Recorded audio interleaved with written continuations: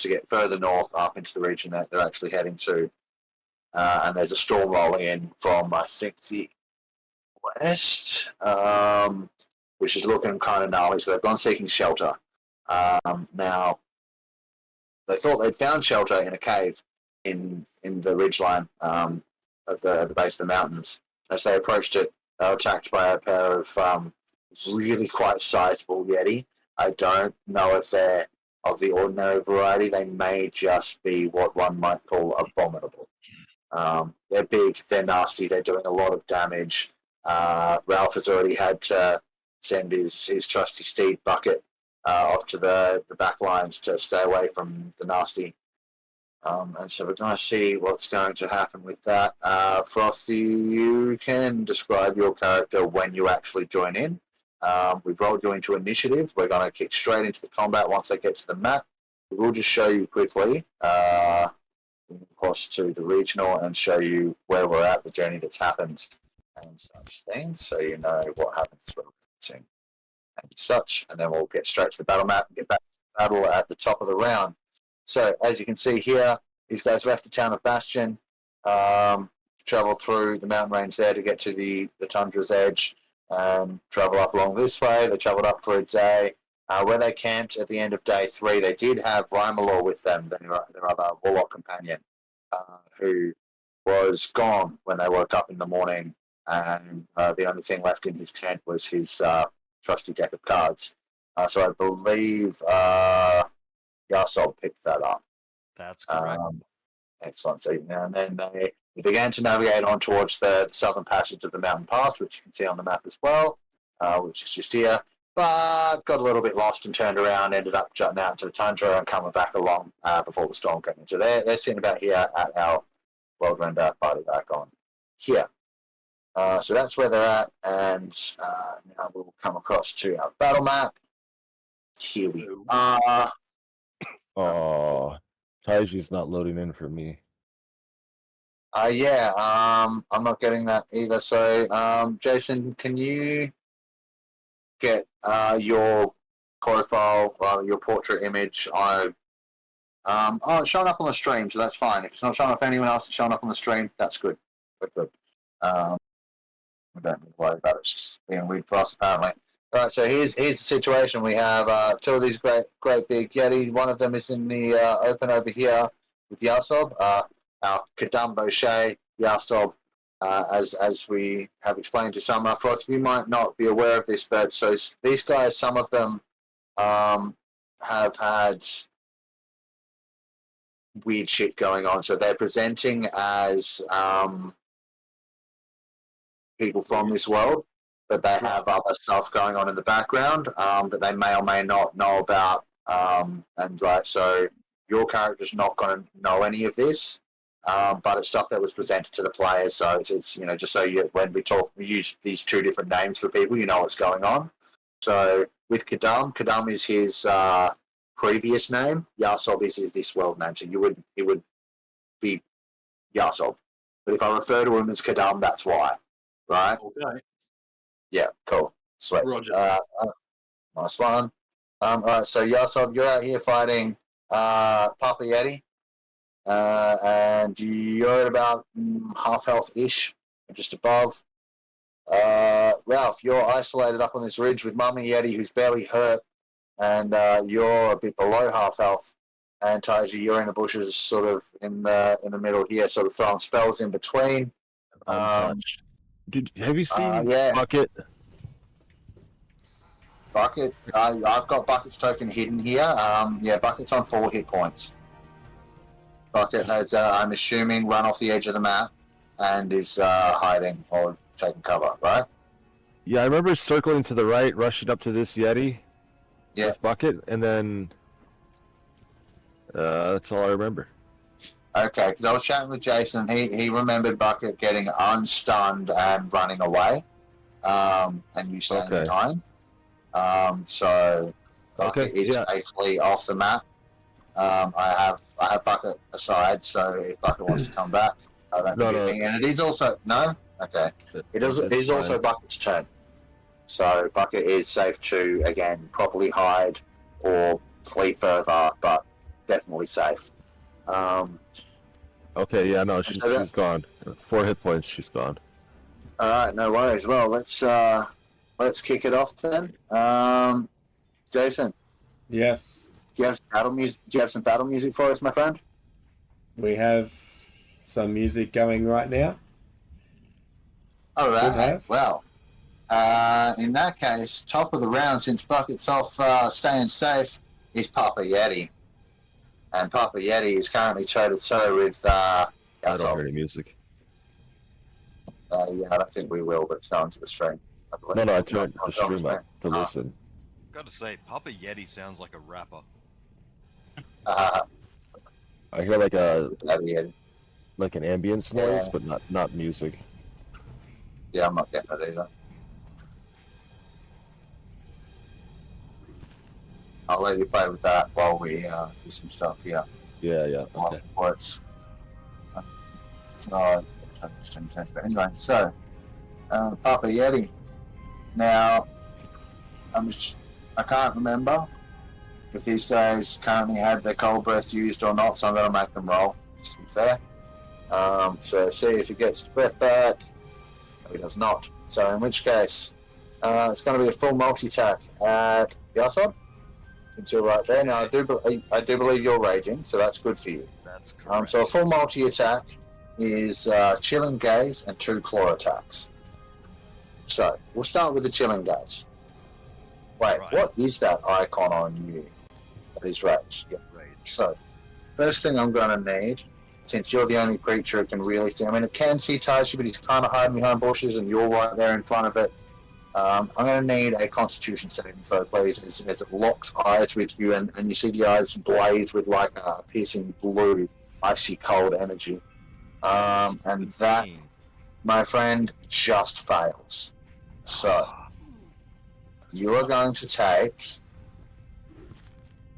27 cold damage as this stare bores into your soul, and you're going to be paralyzed for the next minute.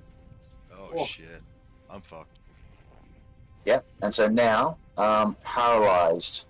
Let's have a look at this so I know I get this right. I don't mind relying on Google to remember rules because my brain's not an encyclopedia. I know we've done this many times, but paralyzed, just to be clear, means you are incapacitated. You automatically fail strength and dex saves. Attack rolls against you have advantage, and an attack that hits you is a critical hit if the attacker is within 5 feet of you. Incapacitated also means you can't take attacks or reactions. So you are kind of fucked at this point, Yeah. I'm afraid. You are. So it's gonna roll to hit you with advantage. What's your AC? 17. That's a hit. So that's a critical hit with a claw. So that's gonna be. Off to a good start. Don't forget you yeah. have 2 AC. An extra 2. The That's guide. important. I gave you an extra 2 That's- AC. Yeah. Yeah, no, that's 19 important because Yeah, I forgot about 19. In that case, that one was a miss. Whew. Yeah. All right. Second attack Life saving. with the claw. He has 2 of them. Oh dear. That one is the 23. Yeah, that probably hits. So, yeah, so that one will be a critical hit. So not quite as much as it could have been, but this is still going to hurt. Oh yeah. Now you are raging, I believe. No, because I'm now incapacitated. Oh, Yeah. shit. I'm in big doo-doo. Oh no. Well, you're going to take 17 slashing damage and 14 cold damage, so a total of 31. Okay. Not halved, any of it. How you doing, buddy? I'm on 14. Okay, so you're still alive. That's good. Oh wow. Hang on, Yeah. If he dies and then gets Yeah. well, not dies but unconscious, if he hits Yeah. 0 hit points and then gets healed, does he then lose the frozen condition? Yes. That could be a play. Just let Let him you go rock. down. And we'll shut the mill. 100%. He'll also gain a level of exhaustion and probably have to roll on an injury table. Oh, that's better than being dead. No, it's true. It's very true. All right. Well, moving right along. Jason, I hope you're ready because it's Taiji's turn. Yeah. All right. Shit. Yeah. Formidable Yetis, man.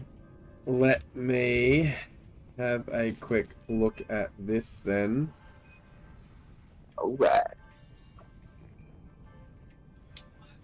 So, shit. How am I going to do both? Get him, Taiji.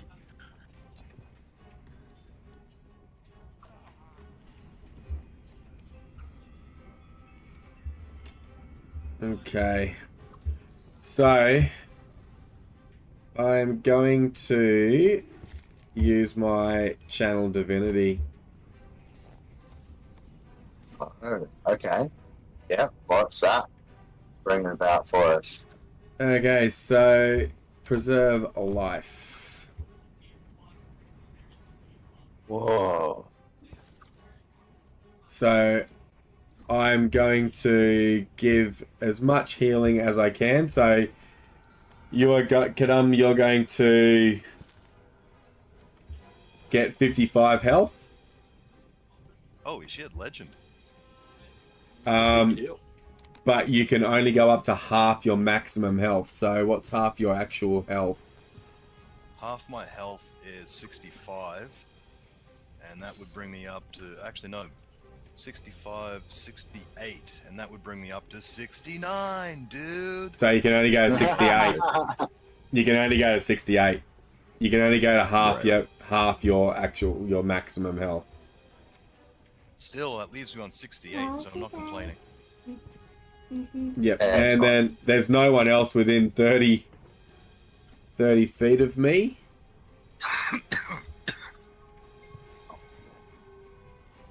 I can't see anyone Oh, else. yeah. We're using Oh, the Ralph squares over or the there. measuring tool? The measuring tool. You're 75 feet, so I can't give you the extra point. All right. So that's that. And then as a bonus action, let's see what I can do.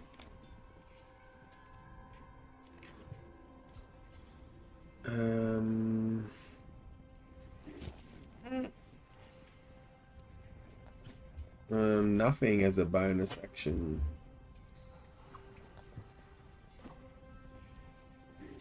I thought I had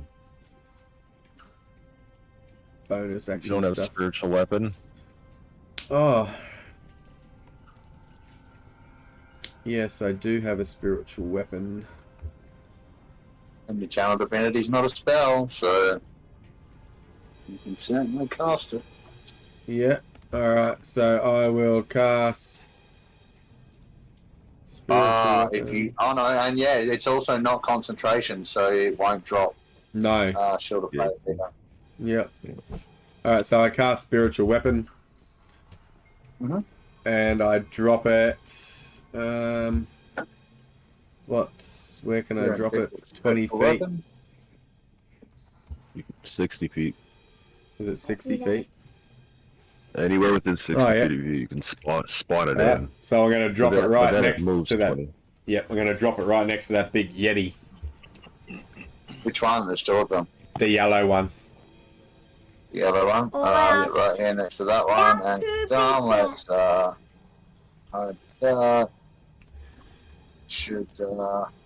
you should be able to move that around, yeah? The Heartseeker blade there. It's a spiritual weapon. Yep. Sweet. All yours. Did it attack Actually, the you're gonna make first? an attack with it. Yep. It does. It's Cool. part of the casting of the spell. So I casted that at 3rd level, so it gets an extra D8. So it's Alright, so what do I have to do? I haven't really done... yeah, attack. Here we go. 1 attack roll coming your way. Okay. Not real good. 17? 9. 17. It's a +8. 17. Yeah, no, that'll do it. Alright, so That will do it. that Is enough.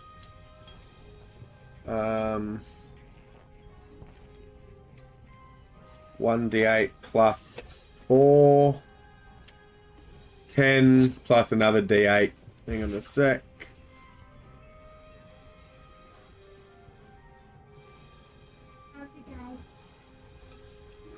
Ooh.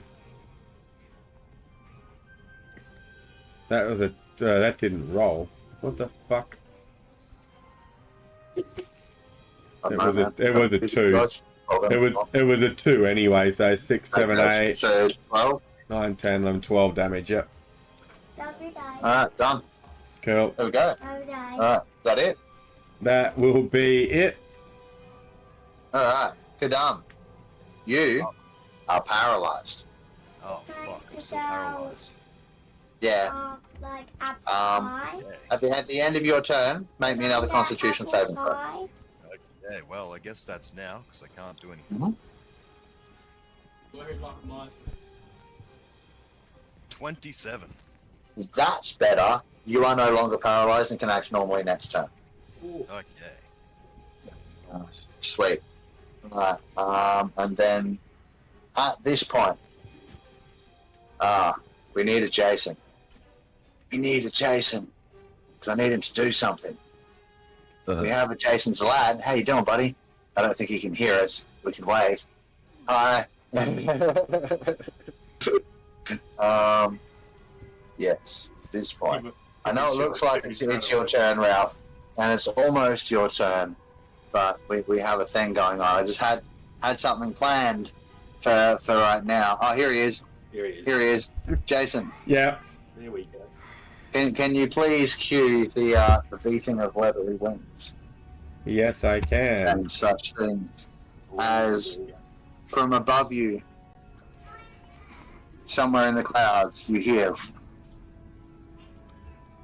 and as you look around, you see a dragonborn perched atop a dragonelle as it descends upon. Which Yeti would you like to descend upon? Oh, the yellow guy for sure. Alright, and can you please describe how this looks as you descend down and unleash a flurry of attacks from both yourself and Corporal Steed? Alright, so first of all, you wouldn't see the dragon yet. Like, as it punches through the clouds, you would just see this stream of clouds sort of being drawn out from the bottom of the clouds, and then emerges from it this silhouette of this dragon shape. As it keeps diving down, you start to see that greenish tinge, the dragonelle with the sort of tanny kind of colours in towards its, like inside its wing webbing and things like that. And you see this goldenish, brownish kind of figure upon its back on the saddle, and it's pin dropping straight down above the Yeti. As it gets close, you just see this golden, yellowish, brownish creature or individual humanoid. As it gets a bit closer, you're kind of making out the features like it's a dragonborn, and he dismounts from the dragonelle, not mid-air, but in the air, close to above the Yeti's head. And as he's jumping out, you see him just pull out 2 scimitars, and he's just falling through the air. Scimitars pointed at the back of the Yeti, and then the dragonelle starts flying towards this poor victim on the ground. Nice. Alright, so you and your dragonelle both are going to have advantage on all your attacks this round because the Yeti was completely unaware of your presence and you're descending from the cloud cover, and boom. So drop, deep strike, drop strike, whatever you want to call it, like hit it. Go for your life, roll all your attacks. Rightio. So the dragonelle, as it it will come past first because it's already in flight. It's under wing power. It'll try and claw at its face as it rolls past. So we'll get 2 rends. Now I don't know how to do them. You should just be able to right-click on the token you've got there, open the stat block, and roll it off of that. Yeah, I can't for whatever reason. But what is it anyway? So a rend is +5. Yeah, +5. +5. So I'll roll a d20, we'll just add 5. So no, with advantage, say 2d20. Okay, roger that. Okay, so first one is a 2-strike multi-attack, and 9. 11. No, well that's your total. So 6 is the highest roll. +5 is 11. That's not enough. So go again. Second strike, it will be a 31. Oh, way better. So 19 +5 is 24, which is a hit. So damage is 2d6 +3. There we go. So there we go. And we're rolling out 11 damage from that one. Nice. Done. Like that. And then your Dragonborn, Sergeant Bernie himself. Yes. So let's go with. We'll go one of these. Can't see it's hidden at 22. Ooh, yeah, that's a hit. All right, and then we've got 14 on that one. Yeah, all right, it's still standing, but it is not looking good. Nearly dead. Another one like that'll do it. That's a hit as well. Second scimitar. Rapier. Yeah, with the rapier. Sorry. Scimitar, whatever it is. Yeah, Same thing. Rapier. Yep. And 9 damage for that one. I was gonna do something else, but I forgot. Anyway, it's all good. Bugger. All right, well, Fingers up for chest piece. It's so close to dead, but not quite. You like a meteor coming out of the sky. This green and gold Aussie colours, of course. Just like dropping a bomb on this Yeti's face. Yep. Nice. Love it. And so it seems some help has arrived. And then after that, Ralph, it's your turn. Right. Well, not as cool as all that. I'm going to attack. Excellent. 20 to hit. That's definitely a hit. 11 to miss. And a 22 to hit. Also a hit. 2 hits. Here's 2 dice. 9 and... wait, I think I can re-roll that because it's a great weapon, Master. So I'll re-roll a d10. I'll just re-roll the whole thing so we don't have to add. Yep. And there you go. A 9 and a 6 to 15. I get 15, no problem. Damage applied. Bonus actions or anything like that? Nope, that's it. Oh. That means it's Mummy Eddie's turn, which is the one you just hit. Went stabby to. So let's see. Let's roll and see if it gets its breath back, which it does not. So same as what Yahsob copped a moment ago. Chilling gaze and 2 claws. So first up, I'm going to need a Constitution save from you, please. Roger that. You'd better save. That's a pass. Nat 20. Not you, Bernie. Not you, Bernie. Ralph. I wasted 20. I know. That's one of the game. Yeah.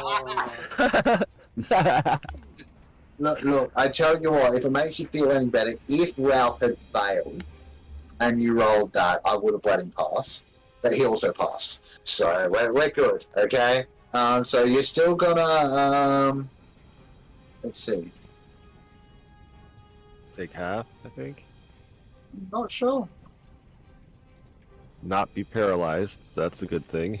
You're definitely not paralyzed.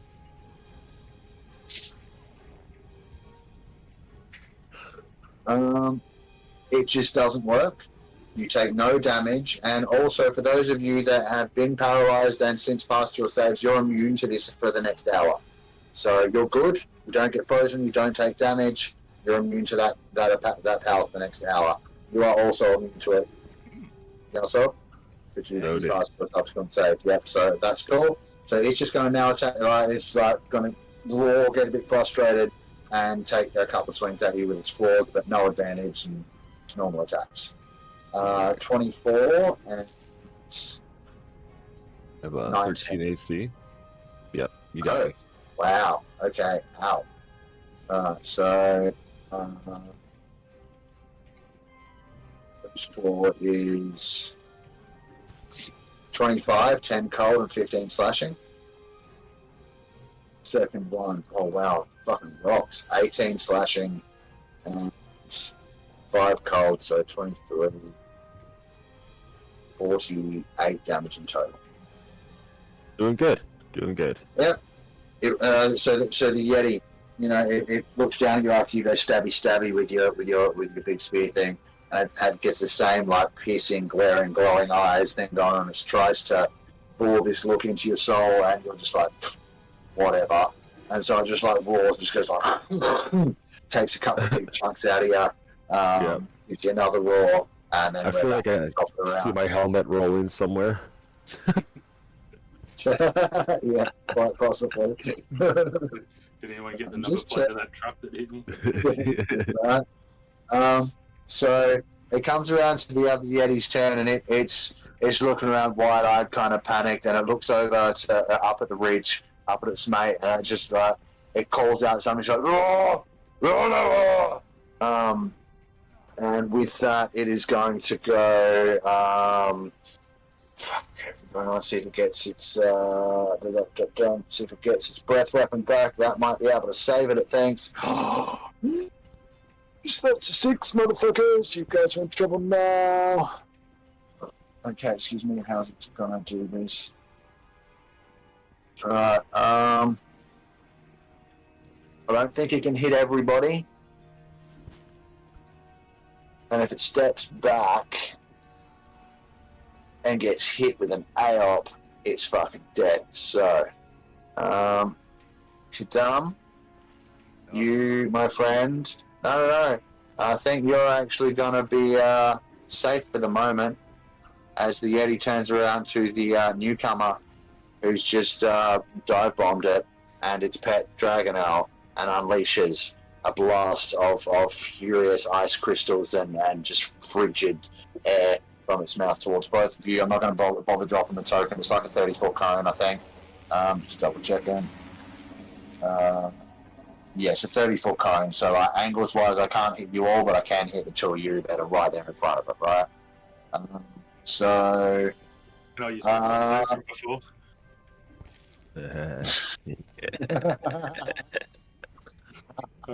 You know what? Sure. All right. Since it was a nat 20, yes, but I'm still going to need one from Corporal Steed. Yeah, roger that. And it is a concept.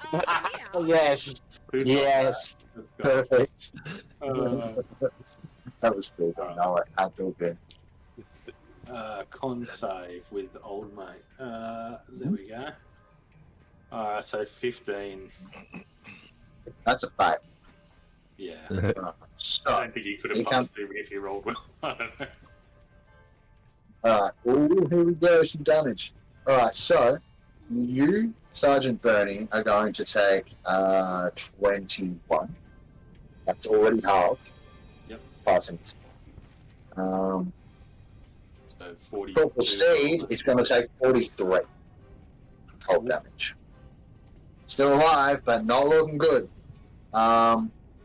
Unfortunately for that Yeti, that's all it can really do. If it runs, it dies. So, Kadam. Oh no, sorry, I skipped Taiji. Taiji. Alright, so as a bonus action, I suppose I'm going to hit it with my spiritual weapon if I can. So I'm going to roll.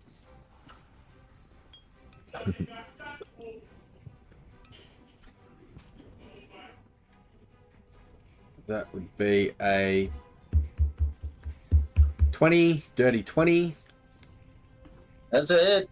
That's it. Yes. What's the lowest amount of damage you can do with this?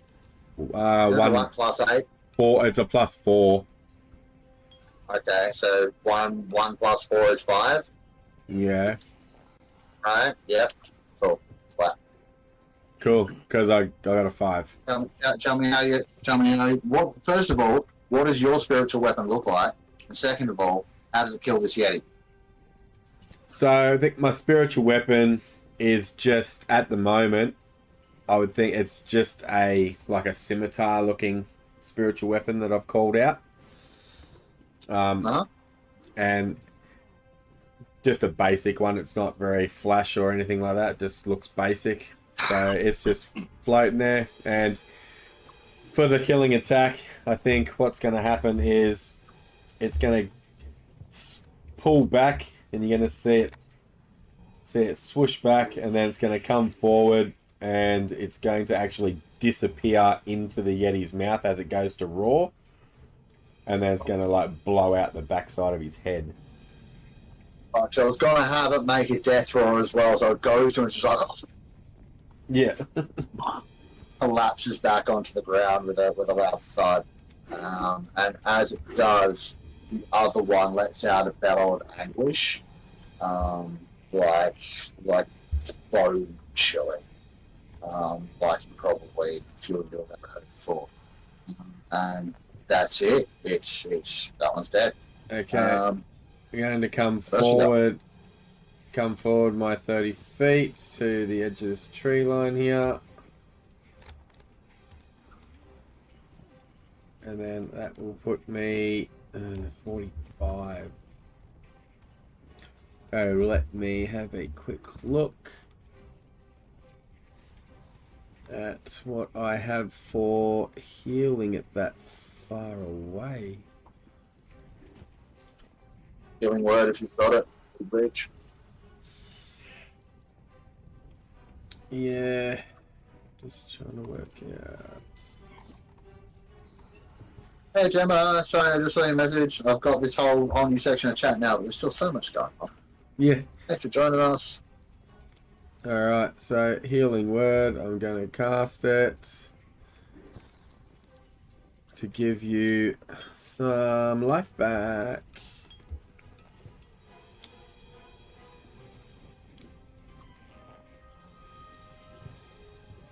Plus 9, so that's 19.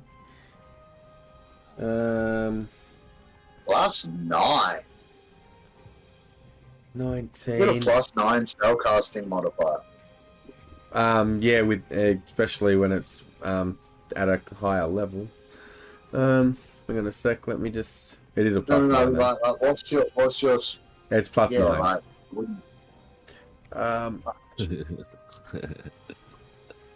Just trying to work out. I think I've got a. I think I might be in it. When you cast a spell at first level or higher, restore hit points to a creature other than you. You regain hit points equal to 2 plus the spell's level. Oh, so I can regain 2 plus the spell's level of hit points every time I heal someone. Nice.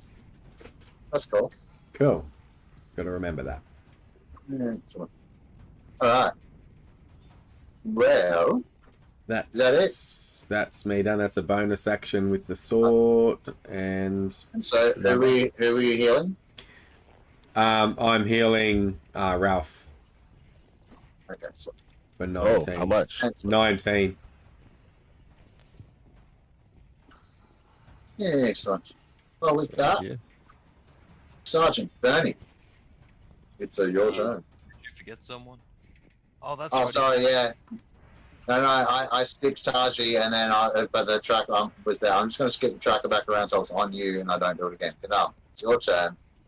Okay, Billion this is round. where I get to my feet, which is that an action or half? Well, you never actually went down. You were paralyzed, so you were paralyzed on your feet. Yeah. Oh, gotcha. you So went I'll, for it. at this point say, "Me nearly had him," and then start Ah. running toward the other one. Yep, nice one. Oh wait, what's my movement speed again? Is it? I could swear it was like 40 or some silly thing. 40, yeah. Should be something like that. Well, the it question is is, are you great. wearing your snowshoes? This grid is slightly out of whack, so give me 2 seconds. I might just fix it. Do you want me to fix the grid, or leave it as is? Where I was then, while you fix the grid. my sentimental back, and I'll have to just.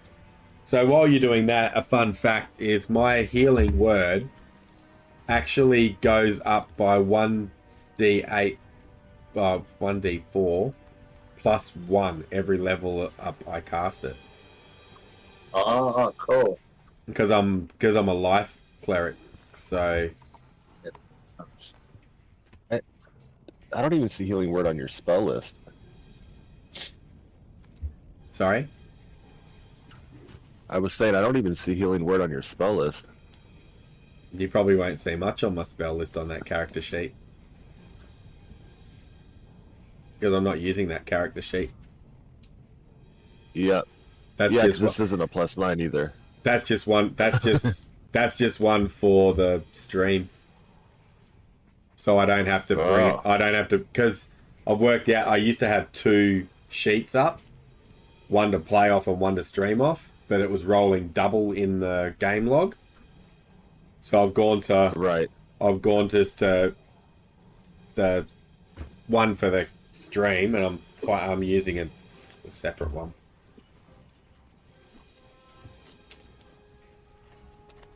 Alright, there we go. That should be properly adjusted now. Okay. Squares will be 5 feet each. So, with 40, I can run this far.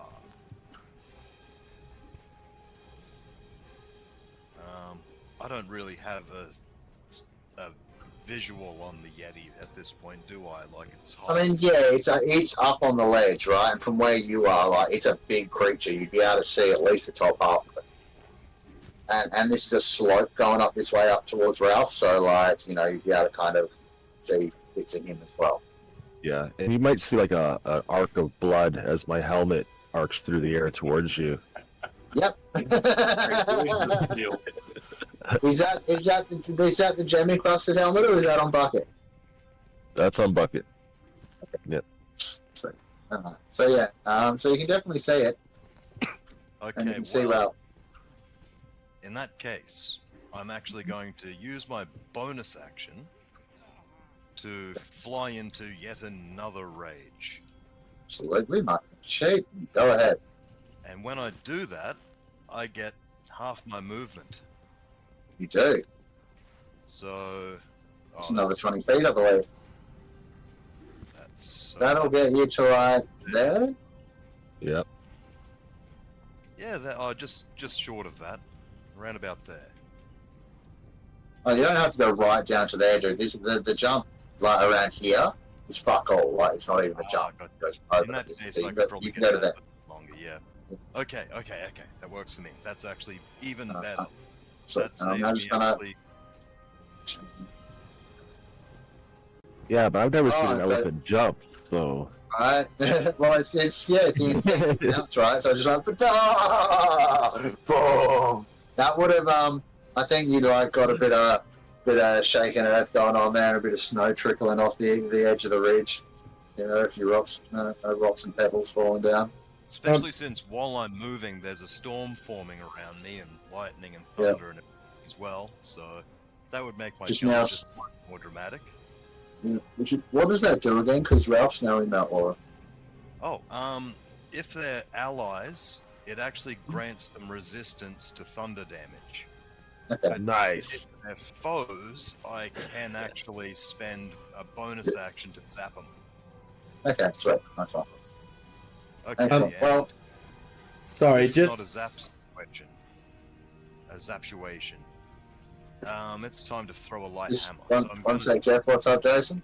no, that's all right. I was just going to wait for the end of this anyway. I was just going to say, Yeah. I didn't realize, because I haven't played a cleric much at all, I could have moved that spiritual weapon as a bonus. I thought the attack was a Yeah. bonus action, not moving. The attack's just a normal. It's both. It's both. You Okay. can move that and attack as part of the same bonus action. Can I move it 20 movement. 20 feet that way? Go on. Yep, might as well. Hasn't been that long. Go ahead. Alright, so Jeff? So by the way, a bit of fluff as I'm raging in, I'll be saying, "You make good fur coat," and at that point, I'll relegate my thunder hammer to my left hand for a moment, Yeah. and throw a light hammer. Okay, no problem. With a 15. That's a hit. Just. Oh wow. Okay. Yep. So that's with this damage plus rage damage. Yep. So that Now will you be- plus 3 on that, yeah? Yep. So 10 damage Yep. altogether. Cool. No problem. That's your attack. And hammer goes plink plink on the ground. Not unless you have the thrown weapon fighting style. No, Gotcha. because it's a free action to draw the first one because you're already holding your. If you're already holding a light hammer, through that, then you could draw a second. But you don't have the free action left. There would be an action to draw a second hammer, so no. But at least you've done some damage. You know, you've caught the Yeti's attention. Like at least it knows you're there. And you're incoming, so that's a good start. here come the storm. It's that's All my right. turn. Yep, nice one. All right, Sergeant Bernie, you're up. Roger that. Dash. So Okay. 30 to probably that square, and then another. Do you not have extra movement speed as well? I got 30, but I'm not on the Dragonelle, so I'm just Oh, yeah. It's just pretty standard. It should get me kind of like scrabbling halfway up that cliff. And you're not quite to the added movement speed in your barbarian levels. No, and that's probably where it will stay. So the Dragonelle could move 60, so he's going to fly straight towards. Well, have your whole turn first, and then Dragonelle's turn after that. So yeah, action dash. Done. Just get to there. Okay, no bonus. No, I don't think I'll do any bonus at the moment. I'll No put problem. that up my sleeve. So I don't think there's really a whole lot worth doing at this time.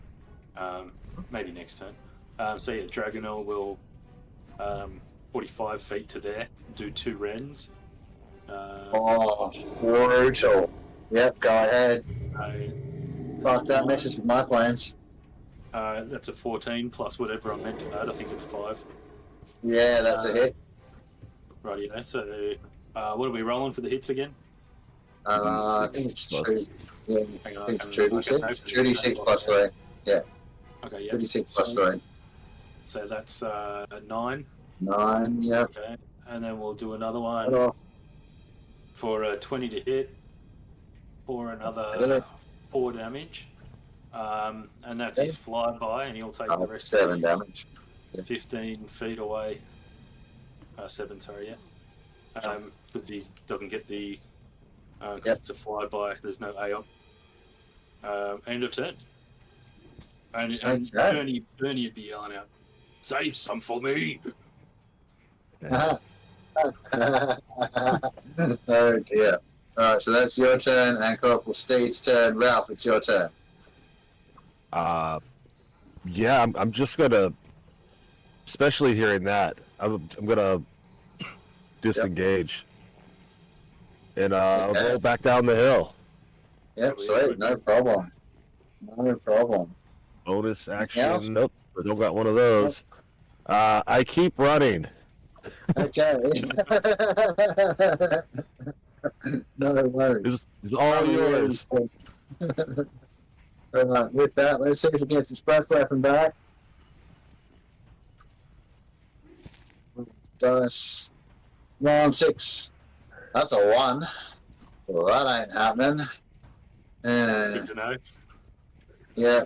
At this point, it's hang on. Read your notes, dickhead. Notes on this guy for a reason.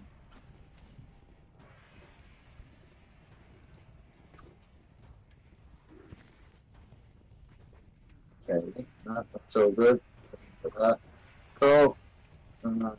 Those. So at this point, it's going to look over to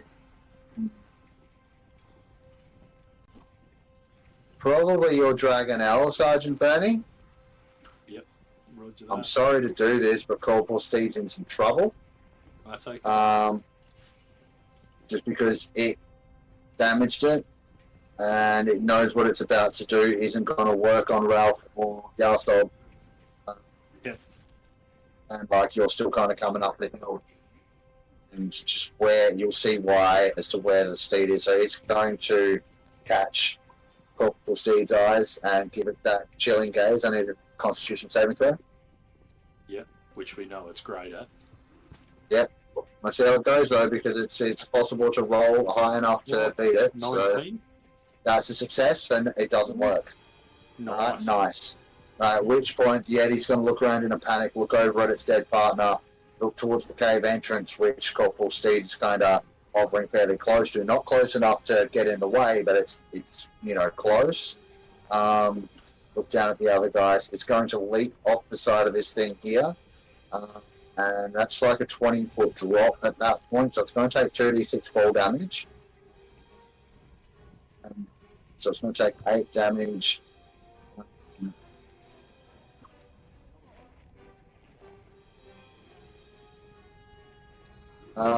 Please remind me, does it immediately fall prone? I'm going to make a check to not fall prone if it takes damage. So the only time there's a check, so he would fall prone. The only time there's a check is if you're being dismounted. You would roll an animal handling, and oh shit, there's one more time. Oh yeah, if somebody's like jumping for a cliff's edge and there's gravel there, they make a check to see if they flip. Yeah, okay, cool. So he's going to fall prone, losing half its movement speed, so it's only, and then it's going to have to get up again, and then it's probably only going to be able to get to about here. So you can see it, it's turning around just like, whoa! It's saying something, and it seems to be like its attitude has shifted. It's just trying to get away. It's heading for the cave entrance. So that will be some shilling goes, can't attack anything. That's not bonus action. That's its turn. Back around to the top. Kadam, you're up. Okay. Or me. Did you miss me again? Oh, sorry, I did. Yeah, because you don't have a token, so I keep fucking. See, I don't see your token image. I've got a token here on the stream. Yeah, no, I know it's just for some reason it's not showing up at us. It's a weird one, that one. Yeah. Alright. Beyond or something, I don't know. Or with the way we've loaded shit in.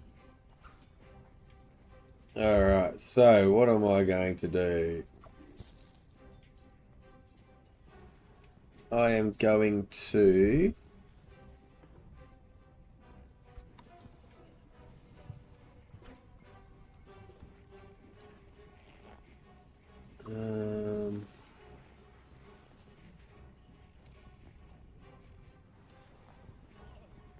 Shit. I'm going to cast... Alright, so you see my arm rise up, my right one, and you see this greenish sort of light just sort of start glowing on my index finger, and then all of a sudden out comes a streaking arrow as I cast Melf's acid arrow at it. Ooh, alright, talk to me about Melf's acid arrow. So it's a shimmering green arrow, streaks towards the target and bursts into a spray of acid. Make a ranged attack, which is 15 to hit. Does 15 hit? That's a hit. Yes, it does. So on a hit, it takes 4d4 acid damage immediately and 2d4 acid damage at the end of its next turn. Okay, go. So, I'm going to give it a green. So it's actually more than that because I cast it at my highest level. So here goes the roll. I'm giving it an acid token so I remember. And put some damage. It's rolling 23 damage. 23 damage applied. No worries. It screams as this thing hits it in the back. Oh! You can see the fur on it starting to singe and melt away as the acid's on the, expand out from where it got hit by the acid. Mm-hmm. Anything else? And the sword I will call forward. Whoops. And it's going to take an attack. No problem. Yeah.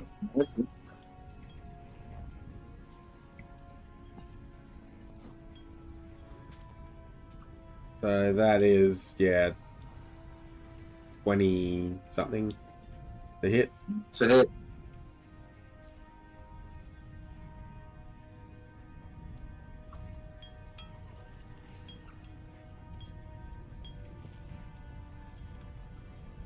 And that will be 12 damage. Oh, sorry. Boom. I'll do the scimitar, and this thing slices into it from the side, maybe gets in under its arm, slices into the rib cage a little bit, and with that, like you see it actually open up and starting to leak some blood with that. It's not looking, it's bloody. And then I will move back a little bit. There you go, and that's my turn done. All right, now it's Galan's turn. Right. Sorry, guys. I'm getting it right now. From here. That ledge, how far down is it? Like in From there, 10 feet. 10 feet. So I don't really want to jump down that. Can I mean, look, back? because of your height, you could lower yourself down without having to take fall damage or actually really climb. So, if we call it 10 feet of movement to get to the next square, I'm happy for you to just go. I am all for that. So Yeah. I get to that square there, and I have 30 foot of movement left. Yeah. And maybe a slightly gravelly ass. Yeah. Then I get in contact with the Yeti. Okay. And I've prepared something for it. 3 ways to attack Yeti. Number 1 may shock you. And then I attack it with my lightning bolt. Okay, no problem. I also need you to make a charisma saving throw. Charisma saving throw. Okay. Yeah. 6. 6. You're gonna take 5d100 damage. Psychic damage, aren't you? Terrible, terrible touch. Alright, let's see what we get. Okay, that's 199 to you, Elric. Okay. I hope you've got a lot of hit points. Yeah, and now go ahead and do your zappy zap. I'm on 2. Okay, so where are we? I've got to scroll down this. Storm Aura. There we go. DC 17 it is. For 2d6 17? damage. Yep. Okay, was the dex? Yes. The dex? Alright, oh, they're so good at this. They're really not. What did you say the DC was? 17. It's a fail. Roll a 15. Nice. 2d6. Yep, go ahead. So that's 7 thunder damage. Wow, wow. Uh-huh. Oh, it's lightning actually. Not thunder. Zappy zap. Done. Zappity zap. There's probably some thunder to go with it, of course. Especially since I'm bringing down the thunder hammer. Oh dear. So here it comes. First attack with Le Thunder Hammer. That's a 23 to hit. I'm optimistic. Okay, that's a about hit. And I would just like to be clear that this particular thunder hammer is a magically infused maul shaped like a hammer. It is not powered by any kind of cells. It's not anything to do with the one-handed thunder hammers you might see on a Terminator in a certain other property. It's nothing to do with that whatsoever. It's a magically infused thunderous maul. That's right. Check But like the a hammer. storm shield that Two-handed. my character is. Oh my god, no! Okay. So, Those guys will sue. so I'll just roll my second attack if I may. Absolutely. Oh dear. Boom.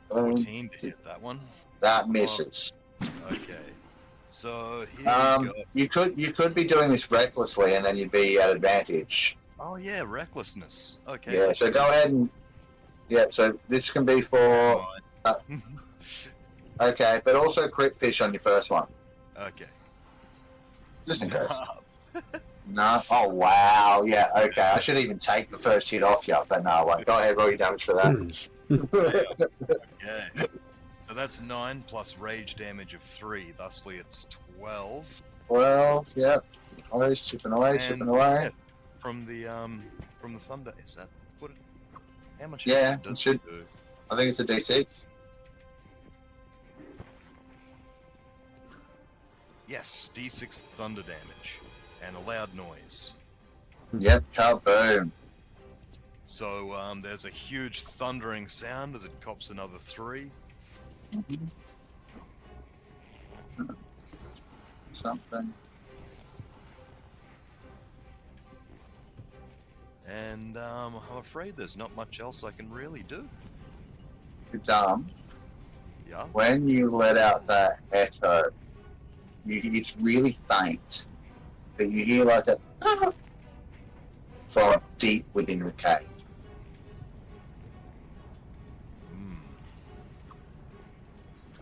Only just, like right at the edge of your range of hearing. Hey?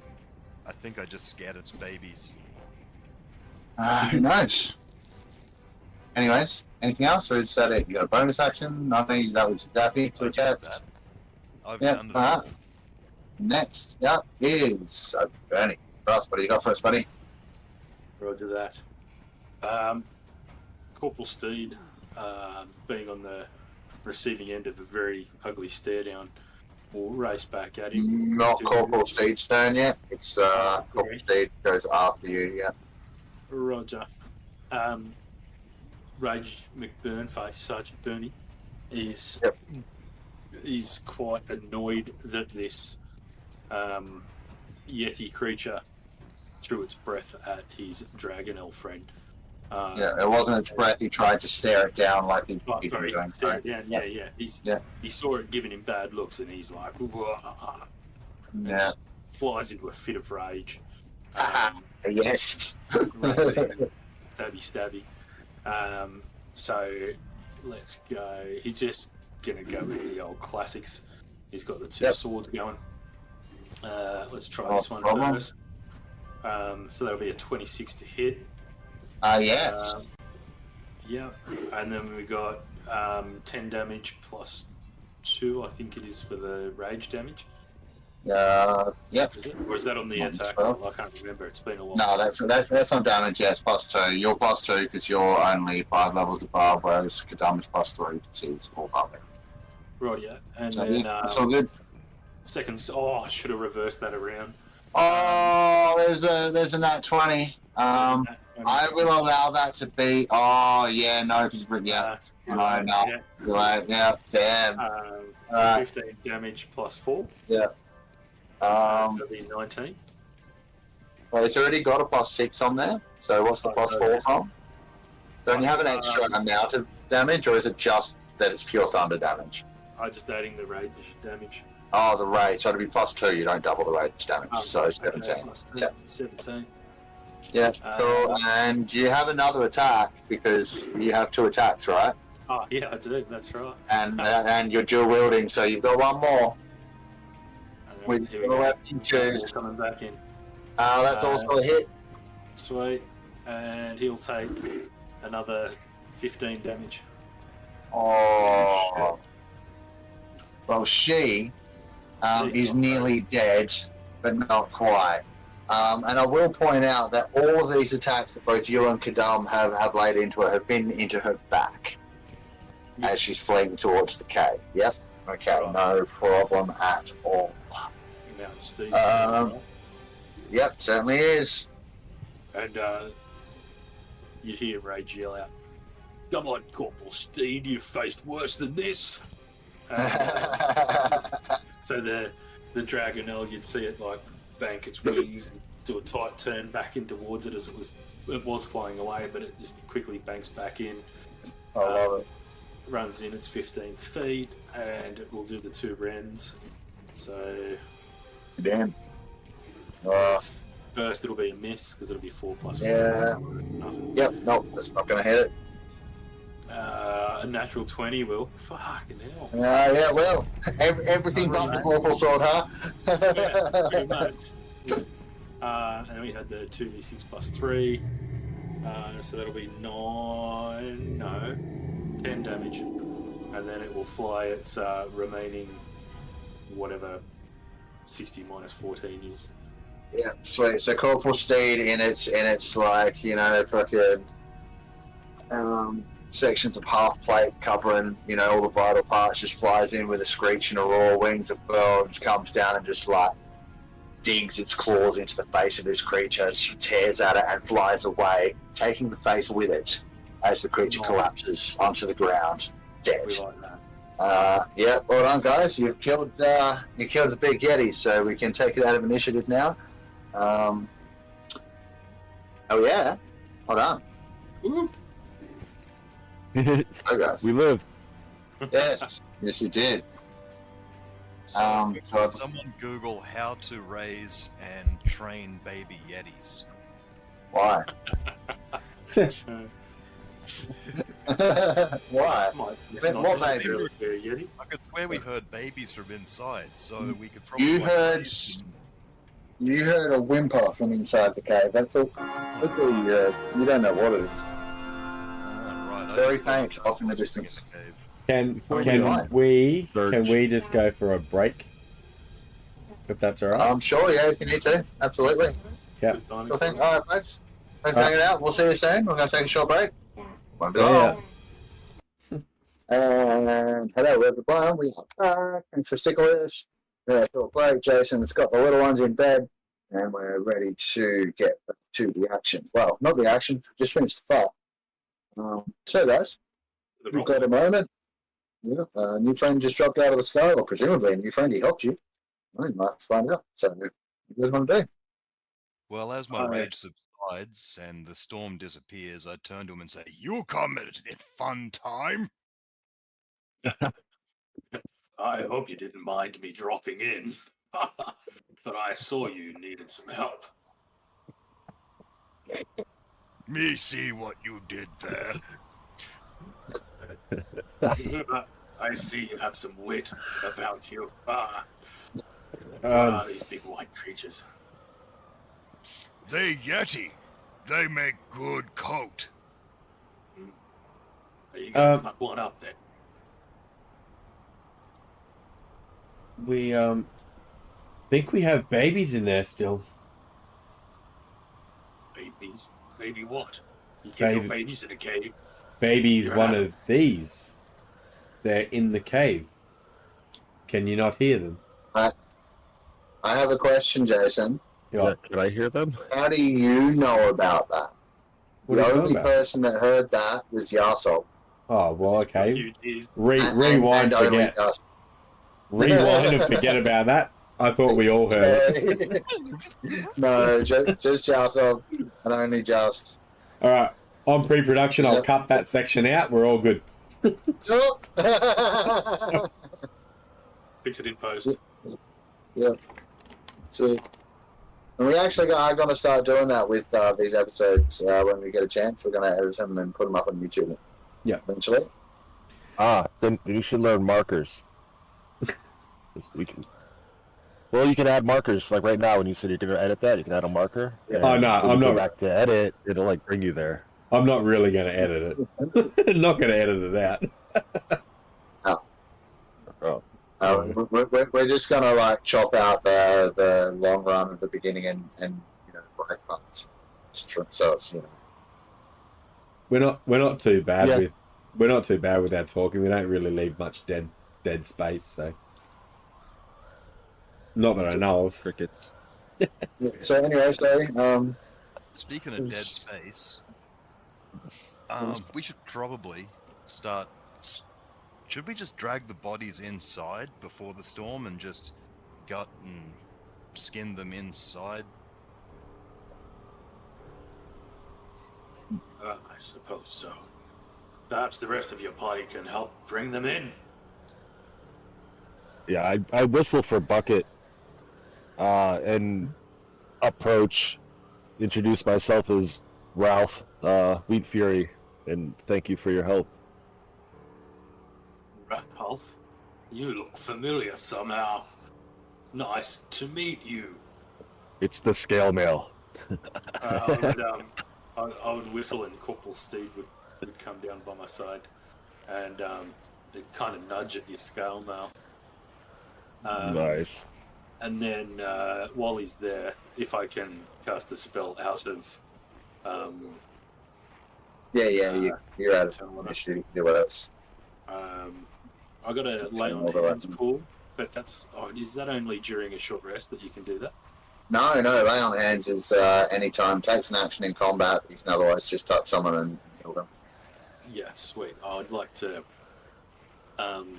heal my Dragonel, like, whilst giving him In saying that, I'm just going to say, guys, if you just want to gather around and give me a few minutes, I'll say some prayers and we might feel a bit better. So, okay. Are you saying this outside or inside? Yeah, that sounds horrible. Because...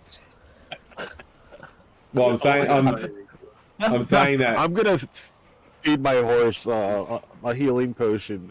Dread the sermon that's incoming. So I'm just saying that outside before we pull everything inside, because I don't know we still don't know what's in the cave. Well, I don't know what's in the cave. So, Yahsob looks up at the sky, says, "We may not have time for prayer. It'll Storm coming." only take a few minutes. I look up. Can I make a roll to see if I think we got 10 minutes? Nature. Nature check. Alright, nature check. How much did you save for? Oh, now I'm just trying to read how it works. You've got an amount of hit points and you can heal up to that much per day. So choose how many hit points you want to heal and give them that many hit points. And you can do like all of it in one action or just a little bit and save some for later. And you can use 5 at a time to cure a disease. Right. Out of combat, essentially, you could have, reached a hand out each to, Kadam and also Yahsob and Ralph, and given them both, like, say, 10 hit points each at the same time, because you're out of combat, so it's just flavor and looks cool. But in combat, you'd have to go action one person and give them 10. Or he only has 2 hands. He couldn't touch all 3 at the same time. What about he has a tail. He has a tail as well, I believe. Yeah. Right. Beat it, Dick. So it says... I got a 7 on my nature check. Yeah, the sky's cloudy. It's started to snow. It's cold. Well, I don't feel the It's cold. also dark. It's also getting dark. It'll be dark very soon. Well, it's not dark around us because I've still got my globe. That's like daylight spell. I'm just petting Corporal Steed and Bucket.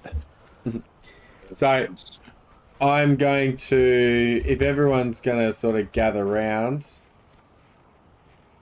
I will start to cast a mass healing, a prayer of healing. So I'm going to cast Prayer of So- Healing. Okay, I'll so you're send taking that- 10 minutes outside to cast Prayer of Healing, is that correct? Uh-huh. And everyone's waiting around for him to do this. Okay. Not at all. Not at all. No. I'm kind of like getting in the line, but hoping to people usher in. Yeah, like we're like outside People- a shelter. People that are There's the more police. healthy than me. Yeah. People guys. just walking and talking.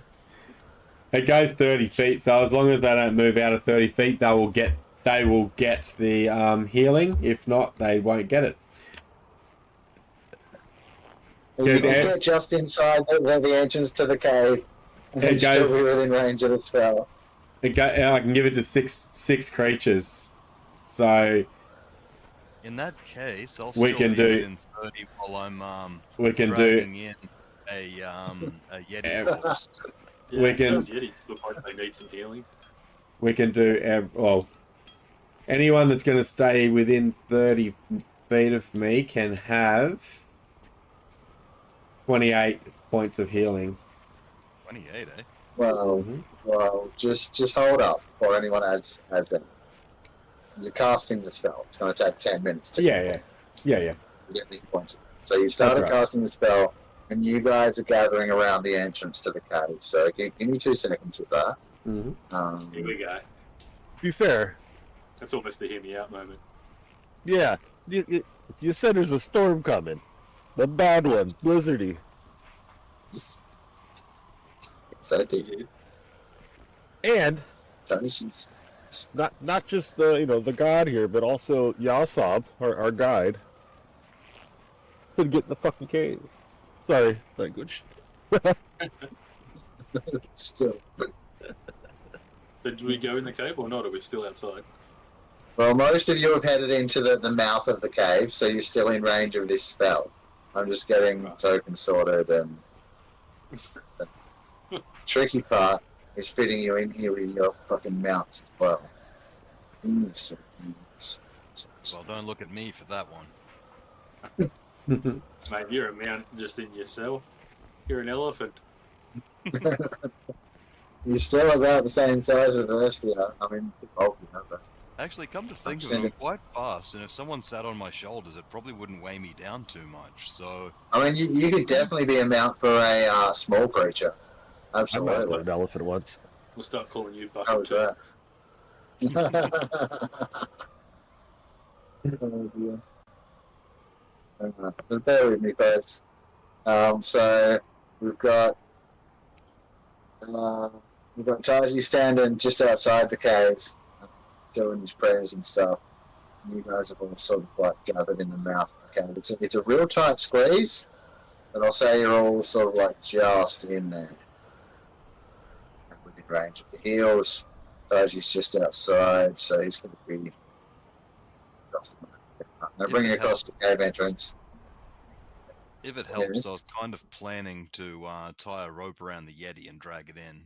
So I'm pretty much using my elephantine dragging force, Yeah, which, as you know, is pretty hardcore. yeah. So I'm not going to put that on the map just yet, but I will grab a copy of it. Second.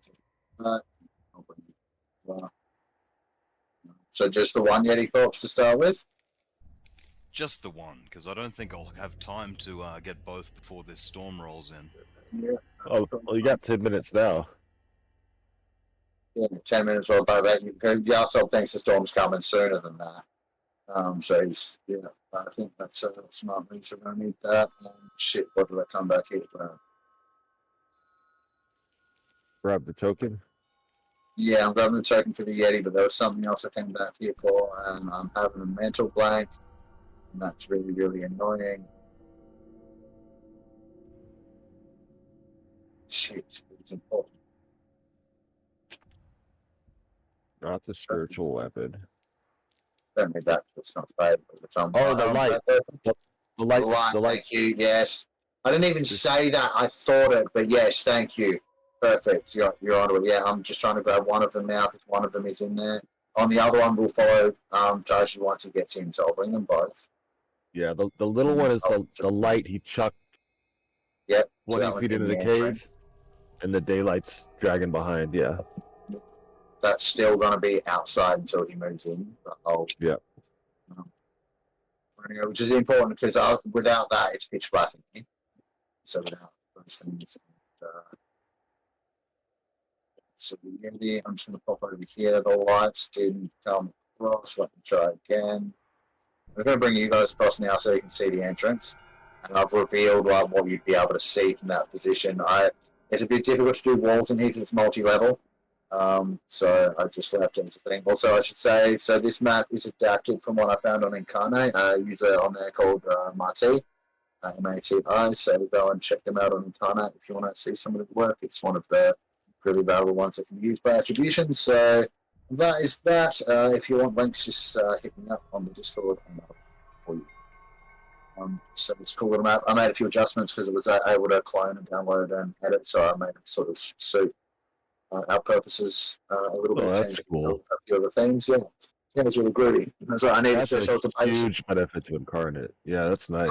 Yeah, it's massive, and it's like so long as you're not using it for full-blown commercial purposes. And I know the channel's like slightly monetized. It's like the license works on intent. We're just using it to play some D&D. None of us are making any money.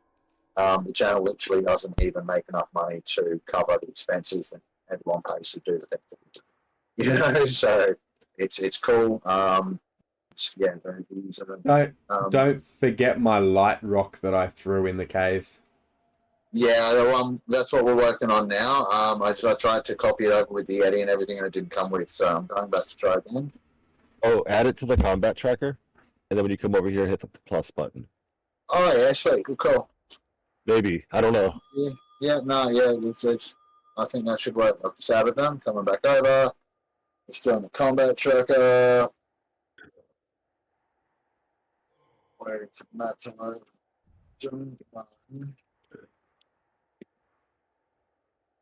Yeah, in there, plus. Okay, we've got two things. Now I can just check the life. 60-60 on one.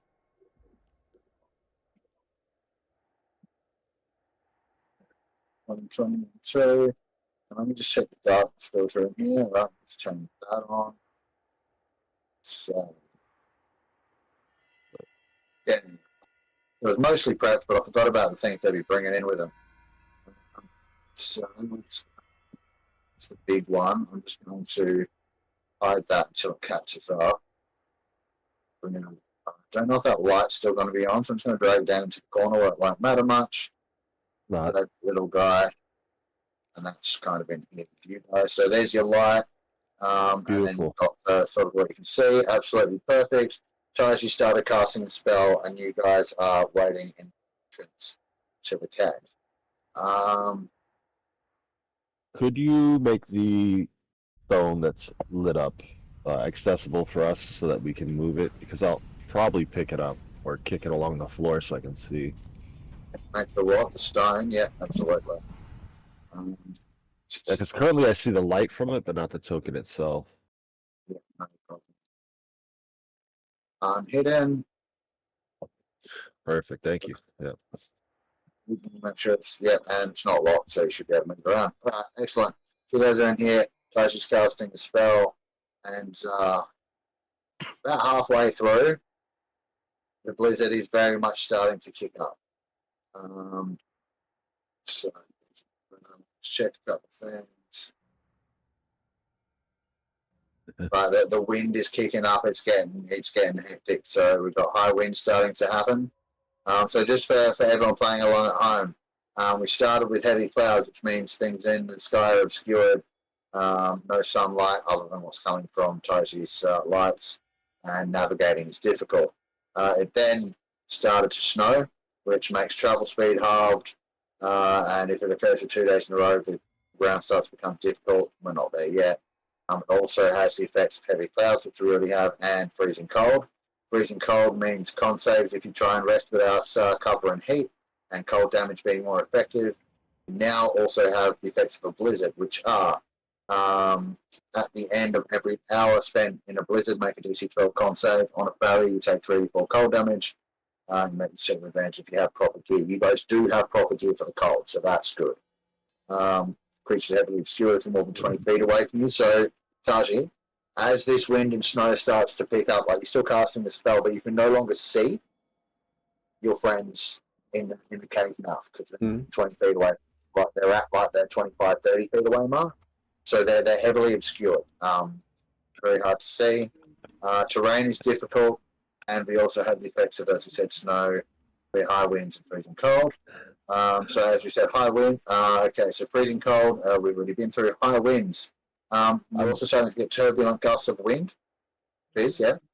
I'm just gonna say I'm dead. I'm picturing Jason's Taiji out there with his holy symbol or his little Bible, and he's just standing at the mouth of the cave, praying to us in the cave, and we're watching the snow cover him, and he just kind of his scene kind of like whites out. And just that image is got me fucking cracking up. Now, Taiji, have you had a look at the? Have you seen the list of like commonly available gods? Have you chosen a god to worship? In particular, or did you have one in mind from the regular pantheon that I could give you an equivalent for? I think we did get one. Just a second. Okay, because I believe there was some. I had the. Because there's not heaps of them. There's only a small pantheon. Yeah, no, it's Palor. Hey, Palor. So, yeah, no worries. So, can you make me a religion check as you're casting the spell, please? Roger.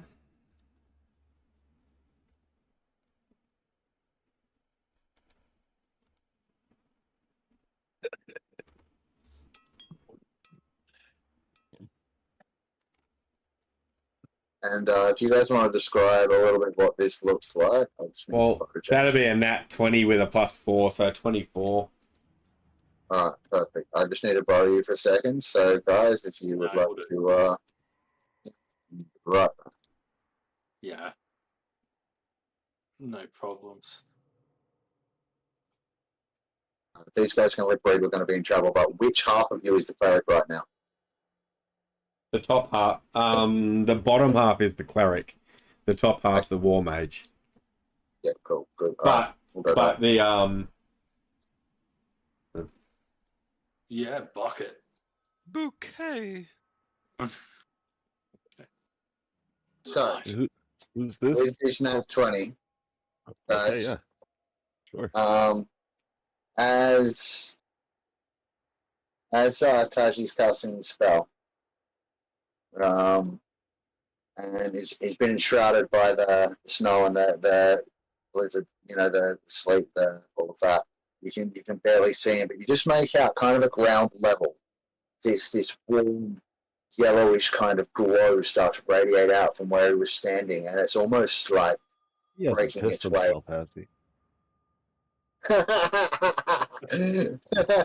No, it's not liquid. It's a radiating light that has the warmth of the sun. As the healing spell begins to, as the presence of Palor, sun god, begins to channel through his cleric self, and you're seeing that radiate out from him, and so you can kind of see his silhouette lit up in this glowing light radiating from the ground around him. And the next 5 minutes pass with this going on, and the spell completes. So if you'd like to roll the healing and give that to everybody, and then you can move into the cave. Yeah. Before the storm completely fucking consumes you. Do you want me to re-roll, or is the roll that I did before? Oh, you did a roll already? Yeah, sure. What did you roll? I rolled an 18, so +10, so they got 28 hit points each. That's fine. Absolutely. You can apply that. It also goes to mounts. Yep. Yep, mounts as well. You can give it to enough people, so that's fine. And then are you moving into the cave once you finish casting? Yeah. The glow will subside as you finish casting the spell.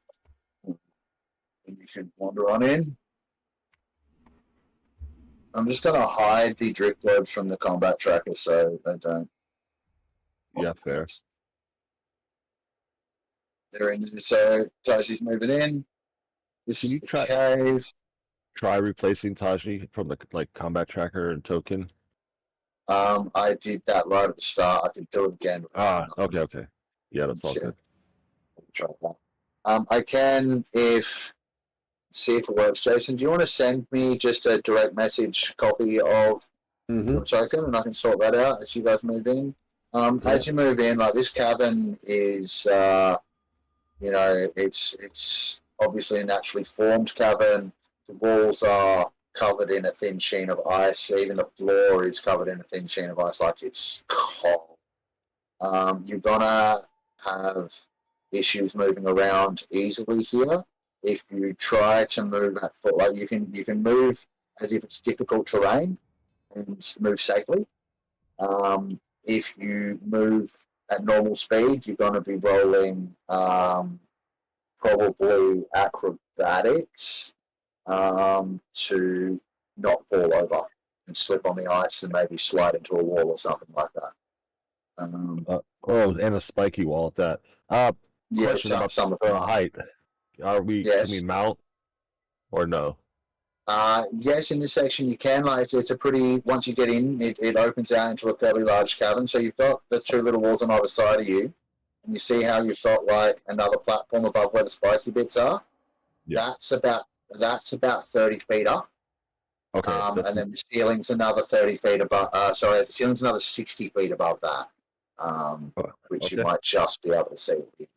But so all of the next platforms that you can see are about 30 feet up. If they're and then ceiling is 60. So with that. And also there are some sections that might look like they're dead ends, but they're actually like passages that go under things that cross over. So sweet. Pick up this light token and just keep it with me. Sure thing, no problem. I forgot the helmet that Bucket's wearing would be glowing.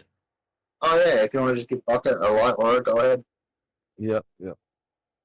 Does it glow always or only in the presence of undead? I don't know. Check it. Yep.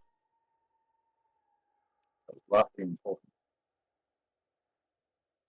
Sergeant Bernie, did you get your 28 hit points and did you give them to Corporal Steed as well? Not yet, no, but I'll do that now. But what I'd probably do after receiving that would basically I'd tap Corporal Steed and say, "Looks a bit tight in here. Maybe you go fly up in the clouds again and come back when we're out of this cabin. You look after yourself." He'll nod and give you a nozzle. And he'll look back over his shoulder towards Ralph and Bucket and sort of give a nod and then head on out and jet off into the sky. Sweet. So, Corporal Steed heads off. Dun. So if you guys have moved up a little bit, we'll drag the Yeti corpse in as well. And we can have Taiji come up to 22, unhide his token. There we go. So you guys are in. You've got light as you need it. You can see that far ahead of you, actually. That's been alright. So what would you guys like to do? It is very quiet in here, other than, well, actually, it's not. It would be, but there's the howling echo of the wind and the storm outside that's echoing through the cave. So what would you guys like to do? Can I take a moment to give the air a sniff? Sure. Go ahead. Okay. Perception, I'm guessing? Yes. Advantage because of my awesome smell. 17. Yep. Alright. So, few things. This is definitely where the Yetis that you just killed lived. You can also smell, obviously, the dead Yeti right next to you. But this is definitely their home, like the whole cave smells of Yeti.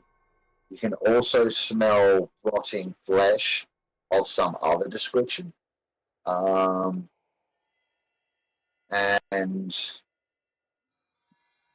it's like damp, or like so it's mold or something. Like there's some kind of natural fiber kind of material that's begun to rot. Right. Organic breakdown of compounds. So that's what you smell, Kadam, on Yahsob. Can I please run outside and grab my glowing light sphere and bring it back in? That follows you. It follows me at 60 feet, but if it hits something, if it hits something it can't follow, it'll just drop to the ground and stay there. Yeah, it can follow you around a wall, right? Yeah, Right. imagine it's more like if somebody closes the door on it. Okay. Yeah, so it's fine. It's going to follow. Once you proceed, like, at the moment, it's exactly 60 feet behind you outside of the cave. Yeah. And as you move into the cave, it'll follow up behind you like that. Okay. So you do have it's a big light, right? Yeah, it's a daylight spell. 60. Yeah. Oh, daylight spell. Is it 60/60 or 30/30? I think it's 60/60. So you've got it. Right, you've got its dim light on you at the moment. For 60 feet. So let me just. If you just give Jason's character dim light 60 feet, then it'll represent it always being behind. By Yeah, 60. okay, that's perfect. That's perfect. Thank you. So inner light 60, and I'll just change the color to white color. Dim light.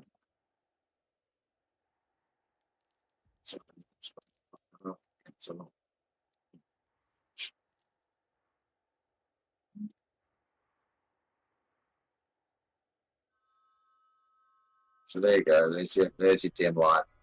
So that's it. Following behind you. You see that one, Jason? It's moving around like that now as I move you. Yep. Greenish one. Oops, I'm joking. Sorry for this. Yeah. Yeah. All good. Yep. No, I see that. And that's the little pebble that I threw in earlier. The pebble is here. That's the bright. This one here, which Ralph is currently carrying. Okay. Oh, did you want me to put that on? Okay. I can just give myself the aura if you want. If you like, yeah. But if you want to keep the token so you can pass it off to other people if you need to, you can do that too. Yeah, it just disappeared. That's why I was asking. Okay. Yeah, so I just moved it around to do the things. Yep, sweet. So if you're moving up a little bit, I can reveal some more stuff. You're welcome to. I would like to. I guess looking at Froth's character again, like not knowing his name, Meteor Man, I would call him. What brings you to this northern waste? Yeah.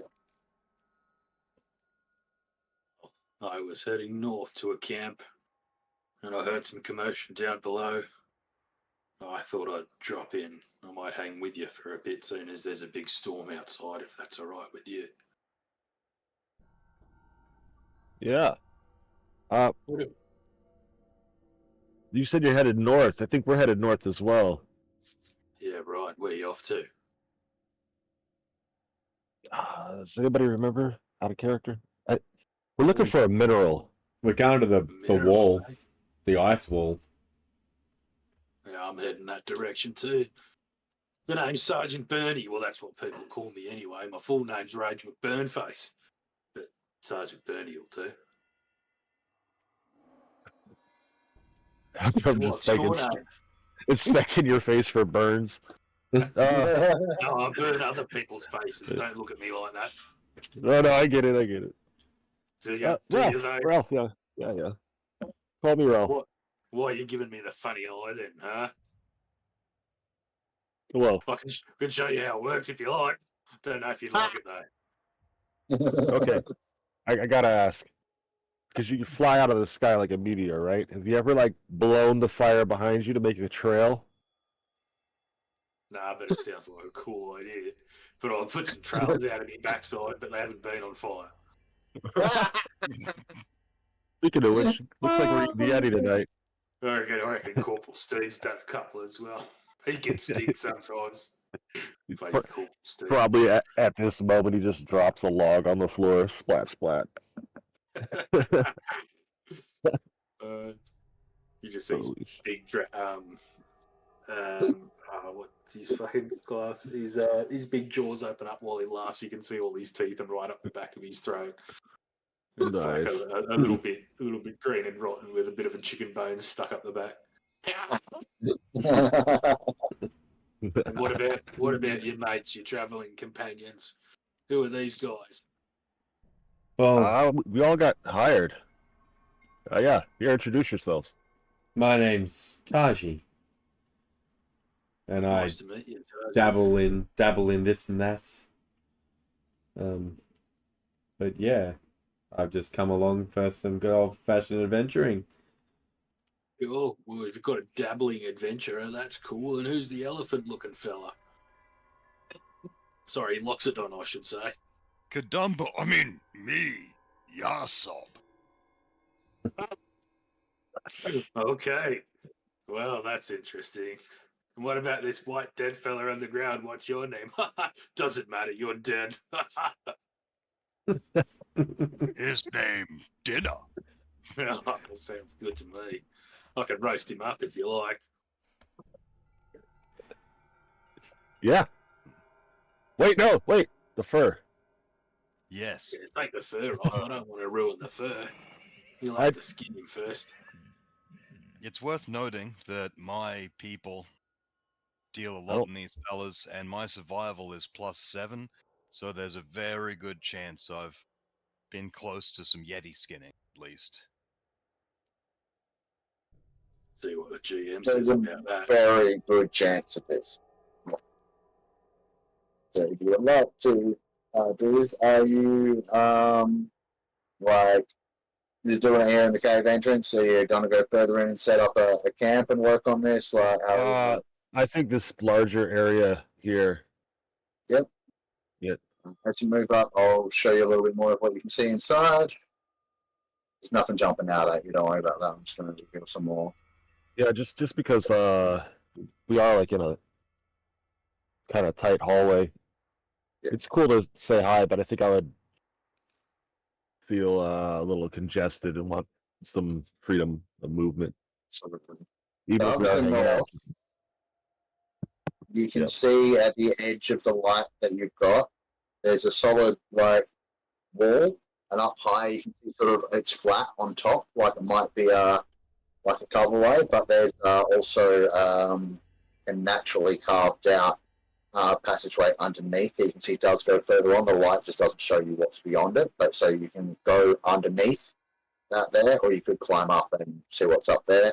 From here as well, getting towards the edge of things, you can probably see a little more. Where's here as well? I'm just opening it up now. So that should have just been revealed a little to the north. You can see the edge of that a bit better. And then also on the other side, you can see that that ledge, which is like 30 feet up. I'm revealing the whole thing where you wouldn't be able to quite see the back, but you can see that there's another behind it with a little bit of a lip, like there might be another platform. It's about 30 feet up as well. So like what you're looking at is each level's roughly 30 feet per step. Right next to you here, you guys will be able to make out lights progressing onwards. This is also got a bit of a platform to it. And further along here, as you moved up, you would have been able to see up into that cave a little bit. So, looking at the map, I noticed that I'm standing on a bunch of cracked ice. Yep. I'd like to take a look and make sure that it's not as bad as it sounds. Yeah, absolutely. Absolutely. Go ahead and roll perception or nature, preferably nature if you're trying to determine the stability of what you're Yeah, it's saying. all good. Here we go. 14. So, yeah, as far as you can tell, it seems to be solid. The cracks are just from like the way it's formed, and it's maybe had big heavy footsteps, a few cracks, and it freezes over again. Like you're not standing on frozen water; it's literally just sheen ice on the ground. It's slippery, but so long as you're moving carefully, you're fine. Okay. Cool. Yeah, I would just say to everybody like that can't see it. Looks like a maze of tunnels and ledges and looks. That's it. That's all I got for you. Good. Can staying super close to him because I'd sort of walk up and say, I'm going to stay real close because, well, Cold-blooded and want some warmth. I can't see in the dark, you see. Oh. Like some of you folk. Me either. Oh, good. Okay, I'm not the only one.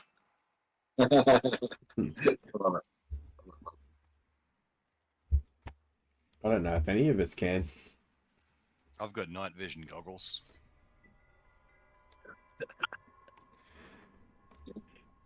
I'm serious. Too. All right, so are you pulling the Yeti up into here as well and working on the skinning? I believe that's the plan. Hey, that 90s guy just raided us with 7. How you doing? We just finished a fight with a couple of great big Yetis. These guys have moved into the cave that they came out of, and they're looking at starting to maybe give it a bit of a harvest and see what else is in the cave. Thanks for joining us. You don't have your camera on either, Mark. Oh yeah, I don't. My bad. I'll pop that back on in a sec. And, yes. No, I was just going to say, is it actually Mod's birthday? Is it? He just wrote it.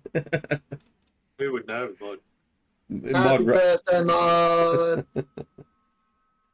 We love you. Sad you can't be with us, but hey, look, we got a fourth to stand in, so at least we got someone cool to stand in for someone cool. You know, heck yeah. Wish you could be here for it. It's all good, man. You're safe. Absolutely. You're all good. All right, so with this, you guys are moving up along here. That's in there. Kadame, I assume you're going to be doing the... Oh, yes. I was so busy moving the Yeti that I forgot to move myself. Okay. I believe there's some deeper statement to be made there. Well, if you could for me, please.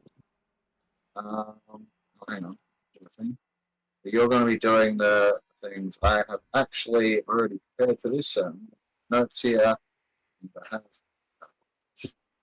sounding a little fritzy. If I talk louder, is it better? That's a bit better. That's better. Cool. Yeah. All right. So you're going to be able to get from this. We've got a harvesting table for parts, and we've got a harvesting table for meat. So let's start with the parts because they're on the outside. So it's a monstrosity. Okay, I need a nature check from you, not a survival check. Oh, nature. Okay, yep. Luckily that's still a +6. Just no Excellent. 11. 11. Okay, I'll tell you about that in a sec. Can I help him? Sure. Yeah, are you proficient in nature? No, but I was going to cast a spell. Okay, what spell? Yeah, what spell? Bless? Sure. You can cast Bless. That's an attack or saving throw. No, that's not going to do anything. Oh, no. Do you have guidance? No, I got them mixed up, sorry. Yeah. Okay, no, all good. Well, yeah, Taiji, if you're proficient, you can... No, I'm not. I've only got a +4. I thought I was, but I'm not. But I do have guidance I can cast. Yep, okay, go ahead. You can cast guidance, and if you want to roll a d4 and add that, Jeff, go ahead. I'll walk over. Rolling the d4. Roll a 4, Jeff. I touch him on the shoulder and go, "You can do this, mate. Do it." That brings us up to a lucky 13. 13. Okay, that's a bit better. All right, so and that does get you more than what you would have gotten in the first place. So it takes a bit of time, and you know that there's much more you could have gotten out of this. Like you try and get the eyes out, and you kind of fuck it up and stab through one of them with your knife, and you accidentally crush in your hands. You try and get the claws together, but you're just like, something's not working right. I think And because it's so cold, he's kind of shaking. yeah, a little bit. I mean, he kind of lives here. He's a bit used to it, but yeah, he's just having some issues. And then when you do get through the rest of stuff, like you've managed to get some stuff, like the lungs are some of the most sought after parts, and you completely botch those. But the horns come off, relatively intact. You get 2 of them. And so it's 2 pointy, curved, dark blue horns that extend backwards from the side of its forehead, just above its ears. They always seem to be cold, even after they're removed from the Yeti.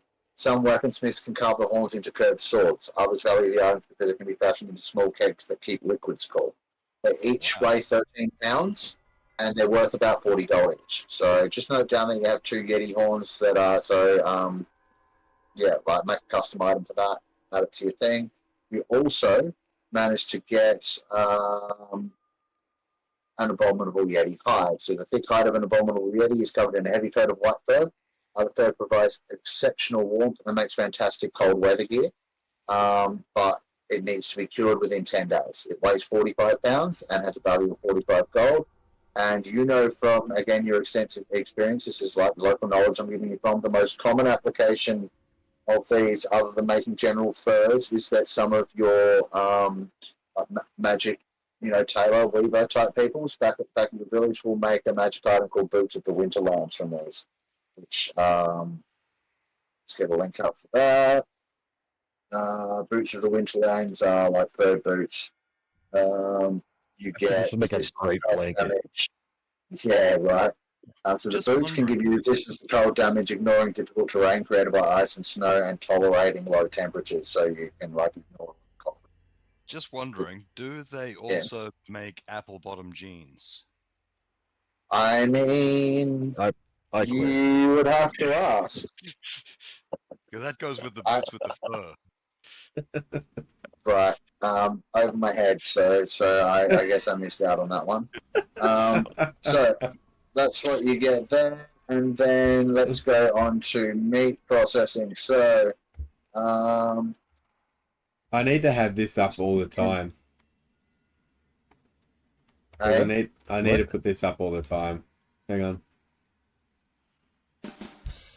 There you go. Sorry, just did some drum beats on the sounds. Right. Yeah. You should have that on hotkey. I do, yeah. Nice. Oh, you're looking for like the bottom thing. Yeah. This.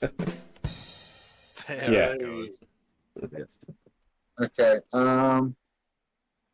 Jennifer, roll me 8d12. 8d12, eh?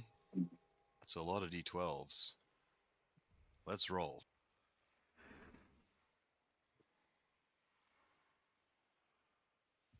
You know what I was just thinking? Corporal Steed's gonna do way better in this environment, being able to eat meat, than Bucket. Huh. Like I don't see much wheat fields in the icy earth. You've got a good stash in your saddlebag, but not unlimited. So what did you get, Jeff? 53. 53. All right, so you get 53 pieces of abominable Yeti meat that weigh 53. I think they're 32 pounds each piece. What? Okay, I'm not carrying. Yeah. No, you don't have to. I think that'll He just be spends the rest of the night butchering. Yeah, Right. I think that's just the supplies for tonight's barbecue. Okay, cool. So you're eating for free tonight. You could take it. Yeah, it's heavy as fuck. So no problem there. Oh, good. Yep. So you'll eat for free tonight. You do need to make a fire, however. But this process, of course, takes some time. I imagine it takes a few herbs. Yeah, maybe some parsley, sage, and rosemary as well. Exactly. Maybe some. So, during this process, let me just do a thing. Okay. if you cut the meat down, you can just make little like bars of meat, and we can just leave them at the front entrance, and they'll freeze, and then we can just take some on our way out. Oh yeah, like meat ingots. Yeah. So during this process, Ralph, you wouldn't see them, but like Bernie, you would. Taiji, you would. Kadam, you ordinarily would, but you're distracted. But the rest of you see these two really, really small Yeti-like creatures on the edge of the ledge above, sort of looking on. And after a few minutes, you just hear, "Mama!" And as you look up, you see these two, Yeti tykes, sort of both like on their knees, just like staring, bottom lips quivering, and like tears glinting in their eyes. They can speak. So are they like half breeds? Oh, what was the Yeti doing? I mean, look, The Yetis Yeti can made speak. a lot of other noises, but never words. And now we've got two fleshy skinned chest kids running up. That wasn't deliberately meant to, like actually sound like mama. It was just meant to imply that that's what I was saying. Okay. Yeah, never mind. All right.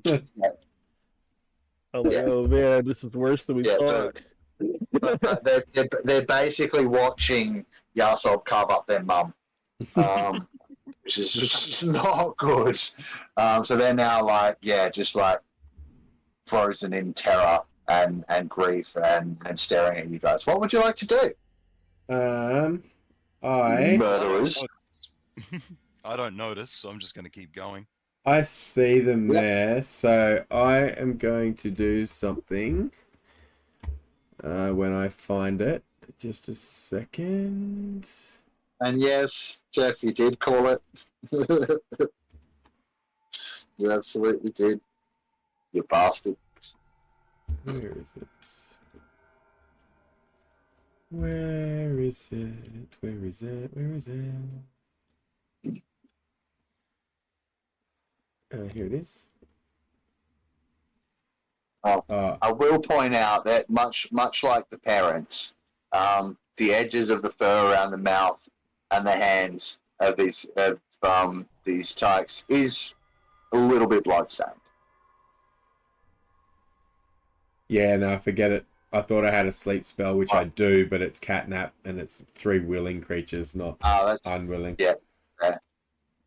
Well, you don't know that they're unwilling. You don't know what's going on with them at the minute. No, really, but... other than the fact that they're apparently devoed. Excuse me. Well, Right, I would. I can't see them, so I'd grab a couple of the chunks of meat, if that's allowed by Yahsob. Like, I'd pick a couple up and look at him and sort of shrug and like, yeah, is this all right? Just If hit I it with take the them? knife. No, yeah, it'll be fine. And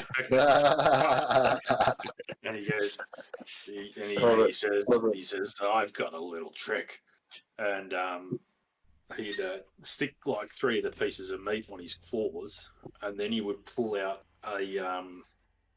a torch, right? He'd put the torch in front of his mouth, and he'd hold his claws out with the meat on it, and then he'd just blow out a bit of fiery dragon breath, which would cook the meat and light his torch at the same time. And then he would eat one of the bits off and hold the other pieces up for his friends. Yeah, take one, they're good. And as he's turning around, he would see the kids, I would say, if we're going to call it that. I'm just going to add my torch on. Oh, I think that's too much. Is that too much? No, 20 and 20. Yeah, that should be okay. But it's my aura is kind of stuffing up your colours. Sorry, Mark. It's fine. So good. I don't mind. So good. I did turn it off, but it's not going away apparently. There's lots of layers. It's There all we go. good. Yeah. So, and then I would see them, and I'd hang my head for a second and go, I hate it when this happens. And he would walk over, and I would like to cast. As soon as you start moving towards them, Right. they make to start turning around and bailing. Like they're still in range, but they're going to try and bail into the darkness. So what are you trying to do? I would like to use the command spell on one of them. Okay, yeah. Which one, left or right? Let's say left. Doesn't really matter. Yep. And I better press cast. So they need to make a I don't know, a save of some bloody kind. What is it? Wisdom, I think. Yeah, I think it is wisdom. Here, I'll just share this to the game log, and you can tell me what I need to do while I figure this out because I'm slow.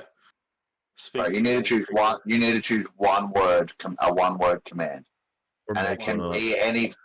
Yeah, it can be any from this list, or you can make one up. So that's And it's wisdom 14. Yeah. Thanks. And I'll make up a word, and it'll be fleeget. Forget. Right. Fleeget. Fleeget. Yes, which I hope they understand as flee and forget. Oh, I thought it was gonna force the other one to like start pulling fleas off the other one's fur, like the monkeys do. Thank you for that.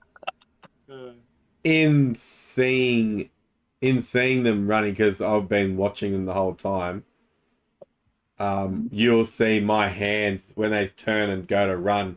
You'll see my right hand come up, and I just sort of bloody just like throw this thing, and then as I release, you'll see all this sticky web come out. I'm gonna cast web on them. Got Spider-Man. Okay. Go ahead. So, Frost, so as you're doing this, so we'll get to that in a sec. Frost, with the command spell, you speak. What language are you speaking when you do this? Oh, it's common. So, the creature would have failed its save, but you need to be speaking the language that the creature understands for command to be able to work. So, yeah, that's fine. The Yetis don't speak common, so so that doesn't work. But the web. Talk to me about the web. So, it restrains them. Dex 16 save. I'll post it into the game log. Conjure a mass of thick, sticky webbing at a point of your choice within range. So I'm hoping I can see like the two like sort of walls as well, and just stick it to the walls to really stick them in there. Kind of. Let me reveal a little bit more. I'll give you what there is actually a good kind of thing for that. So you've got like up on this edge here. So you see that triangular sort of spiky bit of ice crystal there? Yep. And then you've also got one kind of here. I'll also, since Bernie's here, I'll reveal a bit more to this one. Oh, I mean that'd be perfect right behind. So you got this jump forward. Yeah. So it's kind of like you can string it in between those two ice crystally bits and grab them. They both failed their saves, so they're both definitely webbed. Does it cover an area? Like, has it got a radius or a square or anything like that? It's like an 20, AoE? It's so it has the web fills a 20-foot cube from the point for the duration. Okay. Yeah. So that line is 20 feet long. So let's assume there and all the ground where they are and covering the face of that cliff as well. Does that sound good? Yep. Not the face of that edge, yeah? Or do you want it to go a bit behind? Do you want that to be like the center line of the 20? No, that's a white line. No, because I probably couldn't see quite that far back, so I would have just thrown it to try and sort of. Where you are. I'm going to stick it between those two to try and stop them running through it, because it'll be a web that they can't get through. And yeah, no problem. So let's call it. We can get rid of that circle. Whoever drew that. Yeah, cool. I'll just do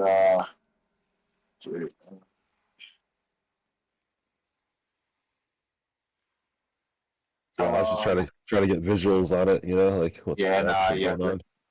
Perfect. So- Right. So If they it's going to both, be across there. if they both But then it's going fail, to be like, I didn't hear either of you. it's all right. just a second. I'm going to call it that. I know it's supposed to be 24, but you're kind of like going up, so you're covering like that kind of thing. So that's going to be where it covers. Yep. That's all right. And then both failed. So they're restrained for as long as they remain in the web until they break free. So you can use an action to make a strength check against my spell save DC on their turn, and then it's no longer restrained, or any flame will kill 5 foot of the web every round. Okay. Yeah, no problem. But to make them restrained. It also does 2d4 fire damage to any creature in the web if it's on fire. Yeah. All right. And so at this point, I'm going to need everybody to roll initiative because we've got hostile actions going off. Roger that. For my fourth and that 20. Oh, I got one too. Wow. Well, you will both get 2 actions this round. No shit. No way. Flip that. Actually, go on. You roll 1 too. No, I got 17. No. Okay. Look, with 3 nat 20s, that means you each of you that rolled nat 20s get 2 actions. What are your intentions with these Yeti tags? Just tell me what your intentions are. They're stuck. They can't move. You got fucking 6 actions before they can do a fucking thing. So, what would you like to do to these poor bastards?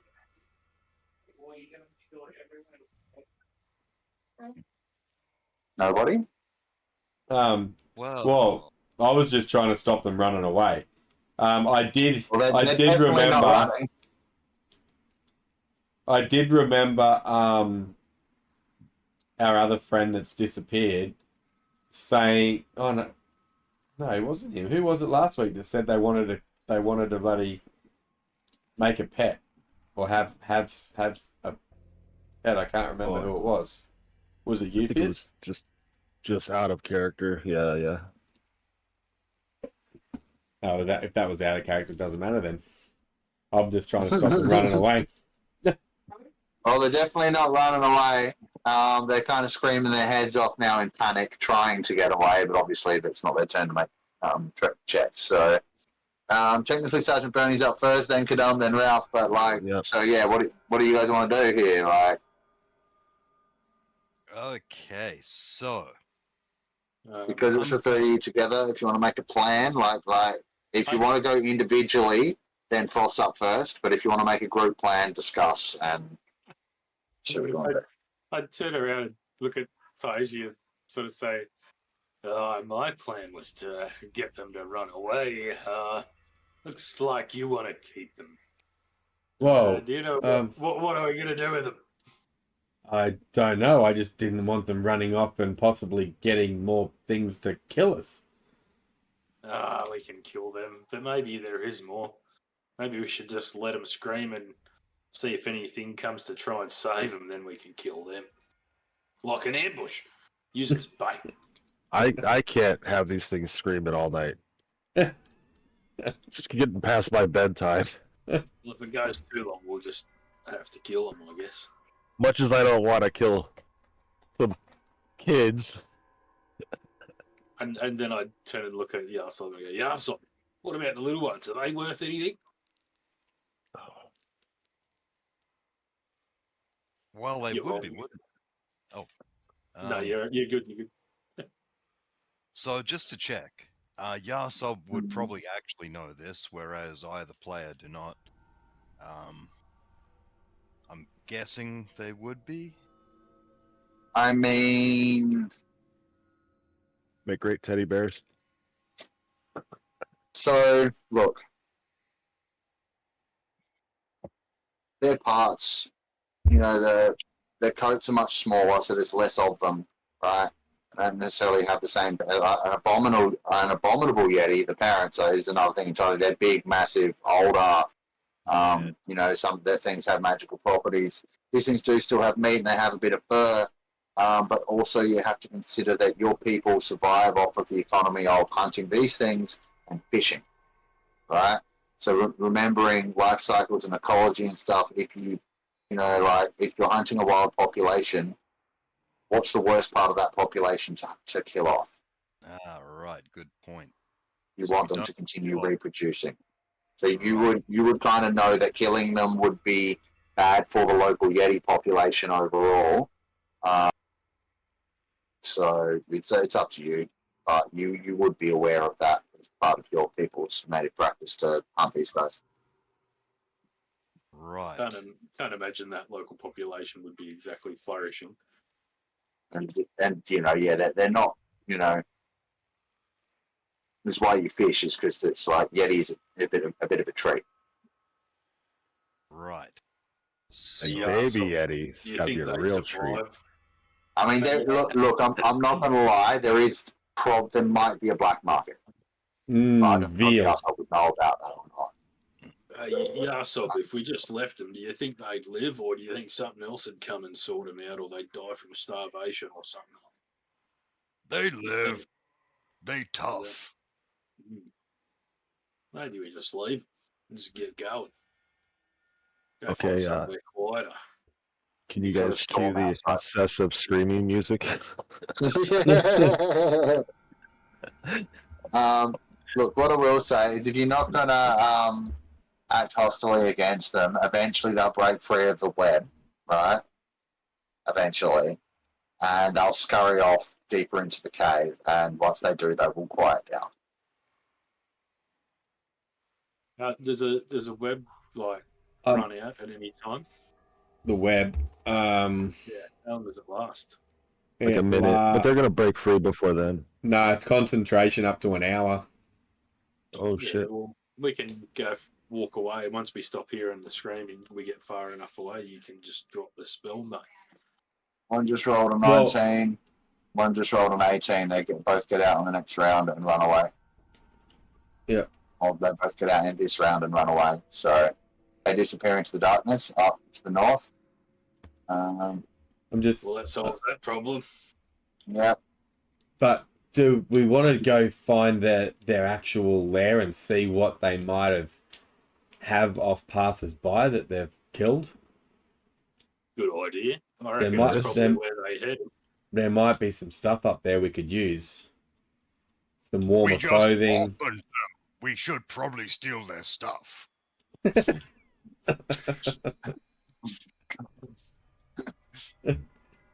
What is there? I just need to ask. What's everyone's alignment? Neutral. Yeah, Okay. I think I'm pretty neutral. Question. Are What you is though? the one? Oh dear. No, the Bernie's personality, he gets away with a lot. Yeah. I'm neutral, It's so just- that suits me. I want to say you're I'm fine. lawful good, but to me this is just game. Yeah. I don't think Yeah, I'm doing yeah. anything evil here. Yeah. If they walked up and said "Mama," and we're happy, I'd have some issues here. But like, They can't Yeah, speak. I mean, look, essentially, like, table talk, because you don't know this in character, but that's what they said. I didn't mean to make it sound like that because they're speaking another language that none of you understand. But essentially, that is what they said. Hey, dogs bark at each other all the time. We don't understand them. Exactly.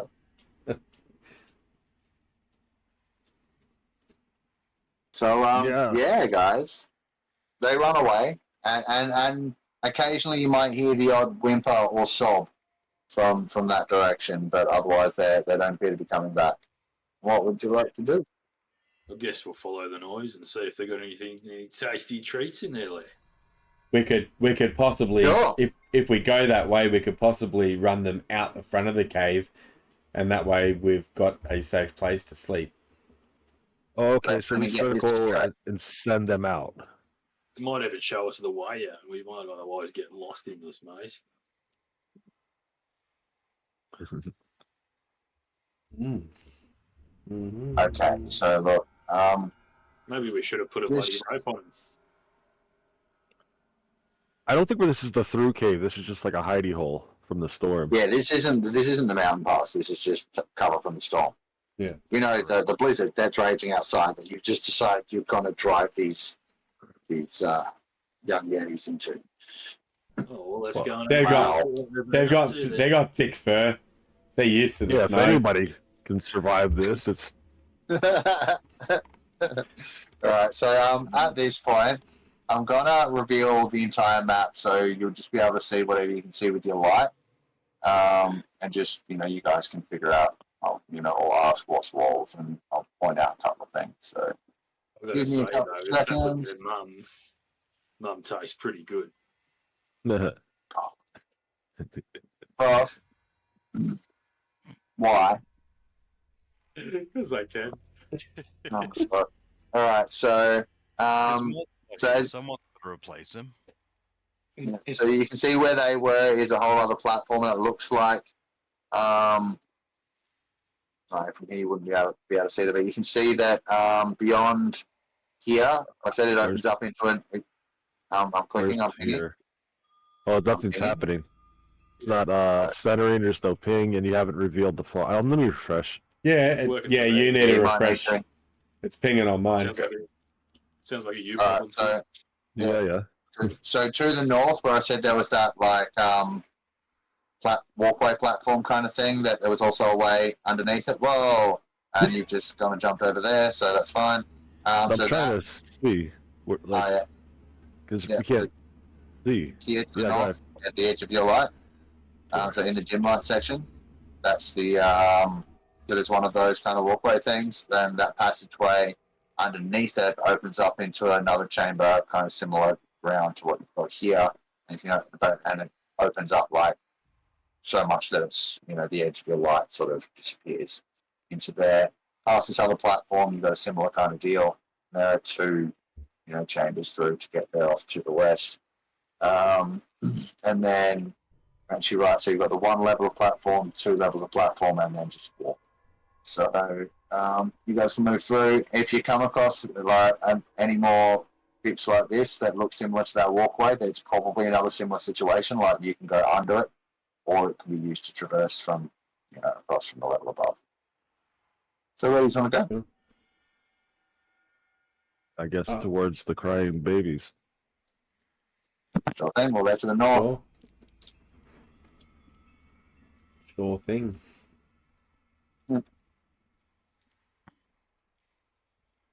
So are we doing it in initiative order, or are we just bolted? No, you just move up into the next chamber. So you move through here, you come into this chamber, and it opens out. As you can see, it's quite a sizable chamber. See, it opens up onto more ledge-like platforms around you. There is a to your left of the platform where the Yeti types were. Just where Sergeant Bernie is there's like it's not a staircase, but it's a natural kind of gradual progression up. You could use it to ascend up onto that platform. Around the corridor to the left, you can see another walkway that crosses from that platform to another higher one above. Looking at this,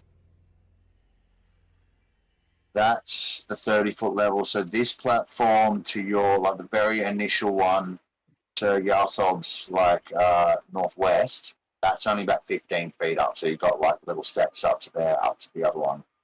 So here, you can't quite see what's up there yet, just because of elevations. And yeah, sorry, go on. The babies. Yeah. We hear them from somewhere. That's where we're going, right? Yeah.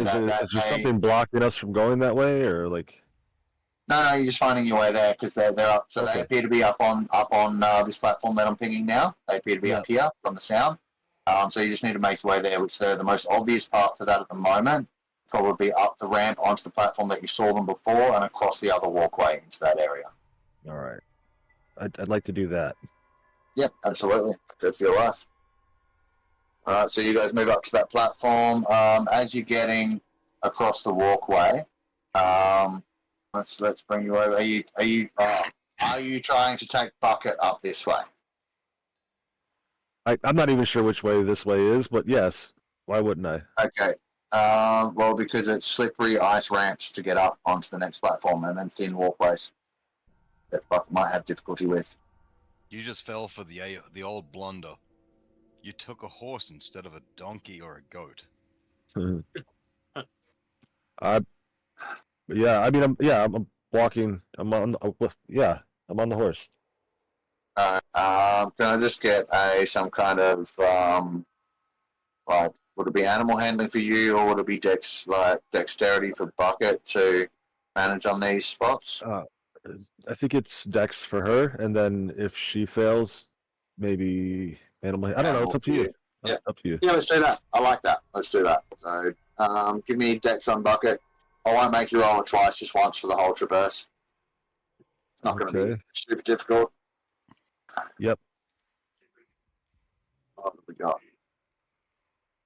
Oh, I was waiting for the DC. All right, 16. 17. Yeah, smashed it. It was only 12. So that's all good. You managed to. I'll move you since you're not quite sure where you're going. So this is the way up where I've dropped you here. So you traverse up here onto this. Some of these ice spikes are like pretty massively tall around you, and then you traverse across to here. Now, getting across to here, are you guys following? Just so yeah. I know where everyone's at. Yep. So getting across to here, you start to see like down in the cavern below, and up in here. I know it looks all kind of purple, but it's like frozen dried blood. And you see what seems to be the remnants of an old campsite. There are bales of rotting hay, like wet, rotten hay. Hey, there you go, Bucket. Hey. Right, yeah.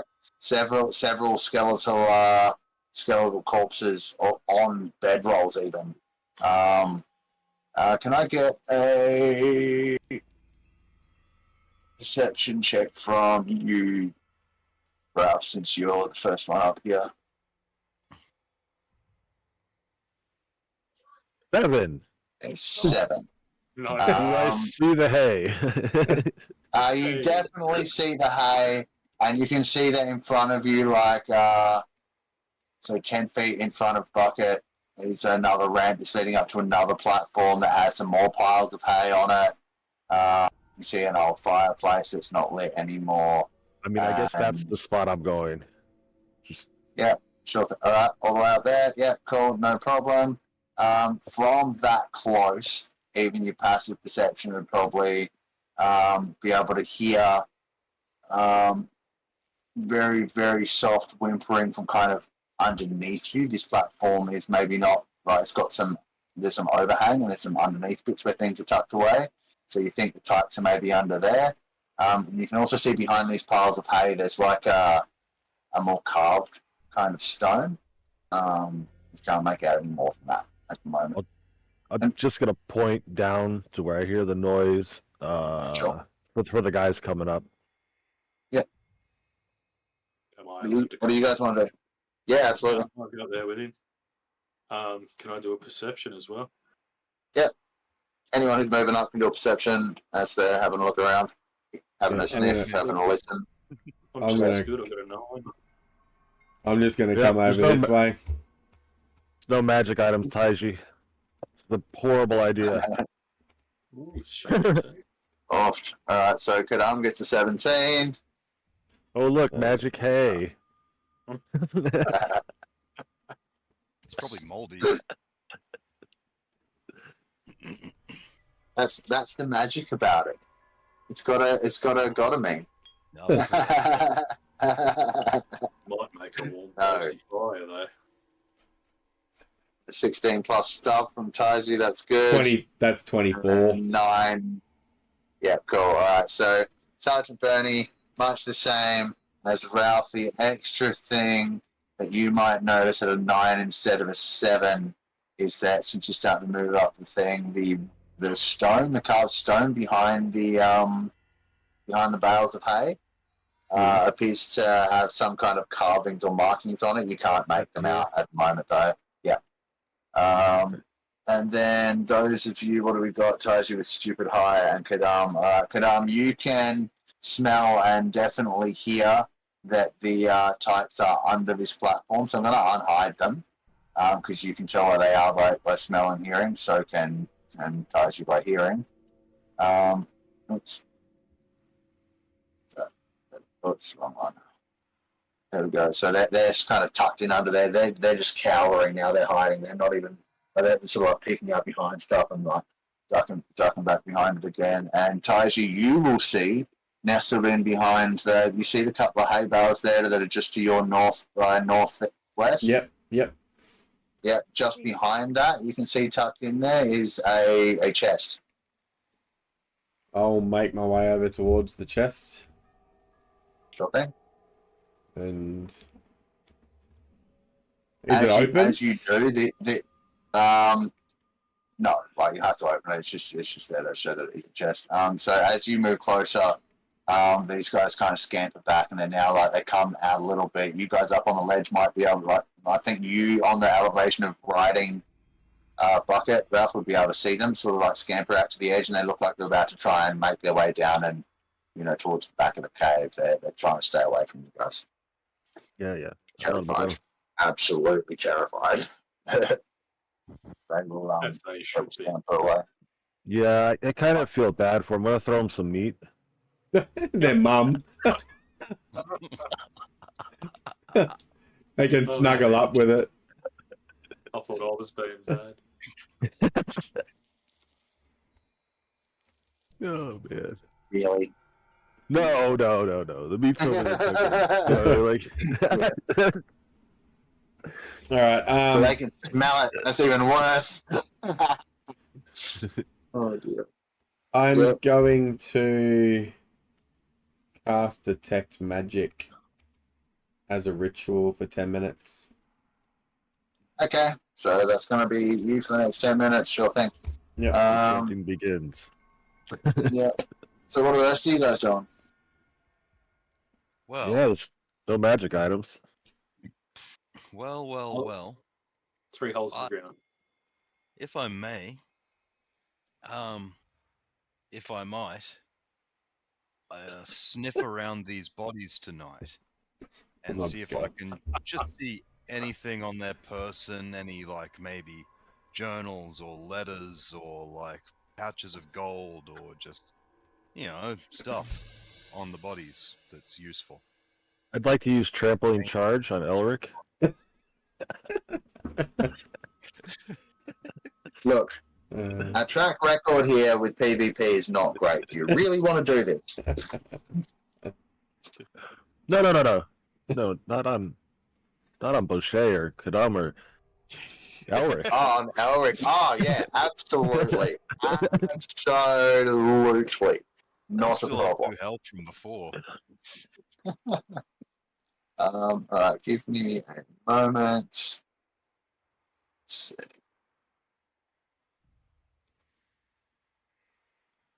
All right. Among the bodies, give me an investigation check. Okay, investigation. Oh yeah, that advantage for smelling. Do I get that? No, not in this case. Not unless you're trying to find food on them. That's all good.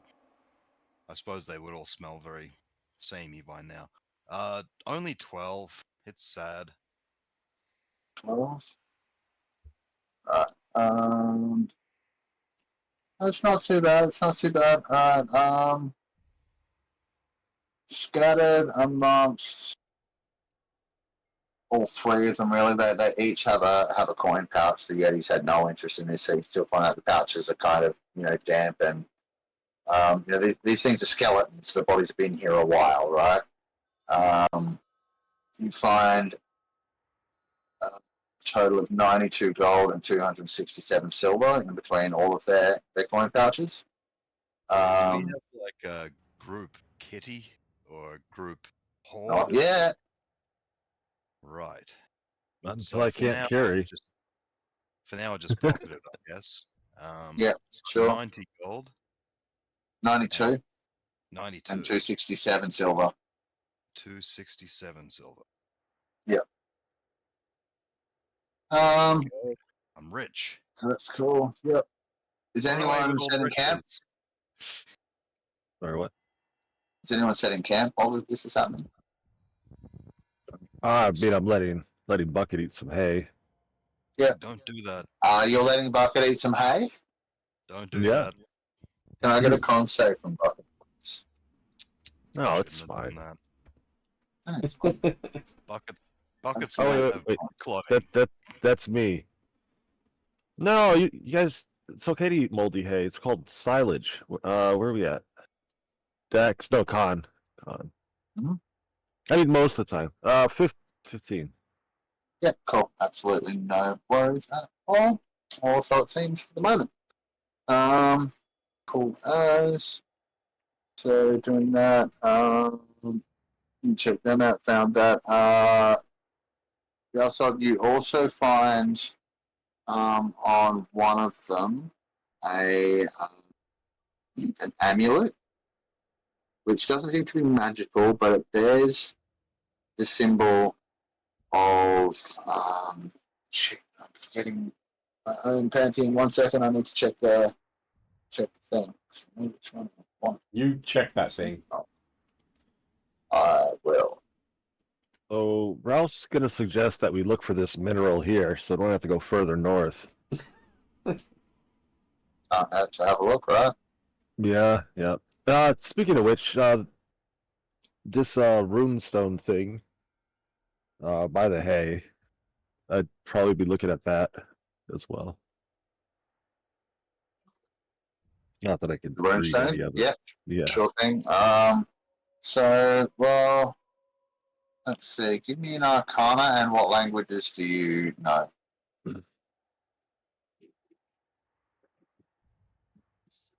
Arcana and history, and tell me the languages. 14. My history would have been better because I have a +1 instead of a -3. Oh, however, common, dwarvish, elvish, that's what I know.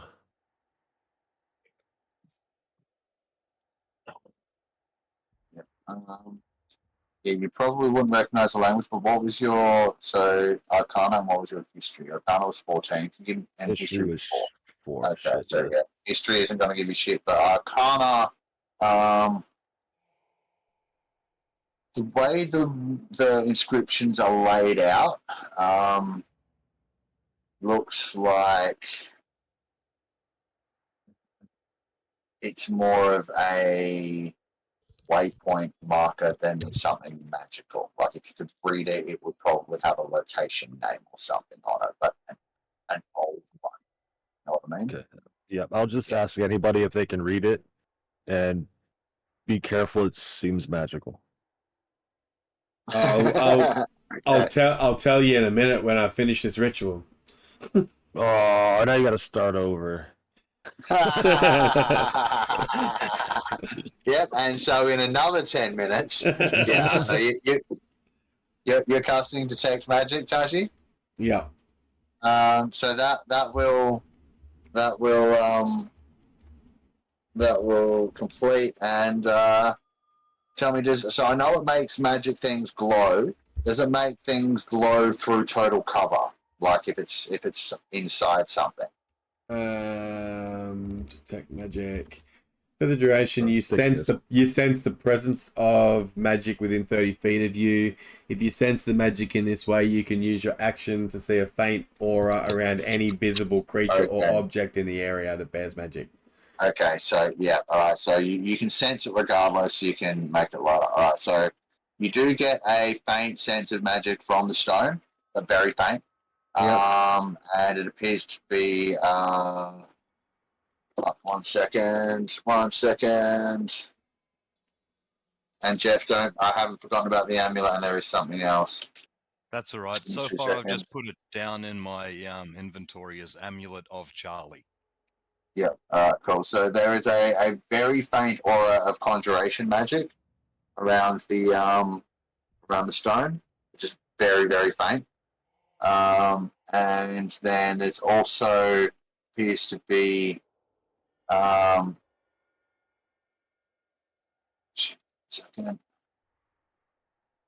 there appears to be something inside the chest as well. So I'll open the chest. Could be dangerous, but I'm going to open the chest. Walk up and open it. Yep. Yeah, sure thing. Just give me a couple. So, As a fireball hits me in the face. well, you know.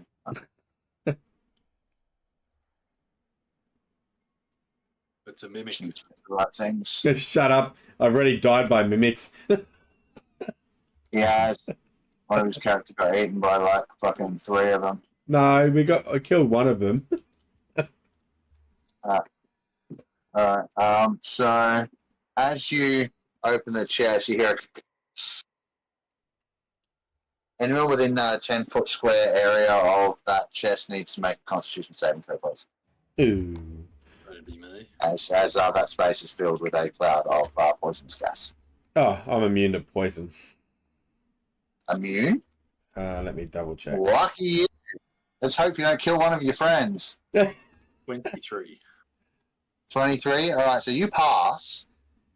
So you, like, you're coughing and hacking. You manage to resist. Oh, hang on.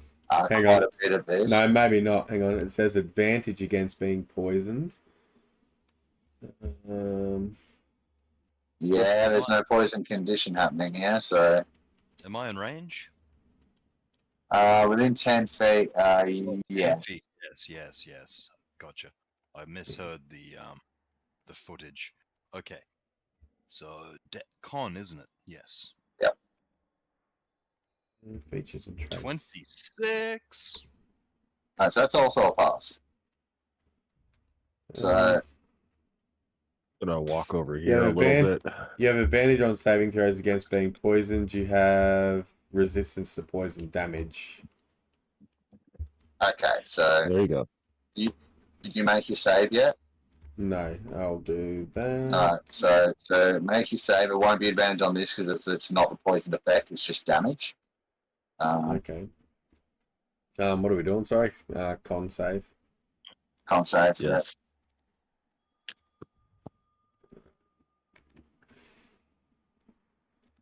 Con save.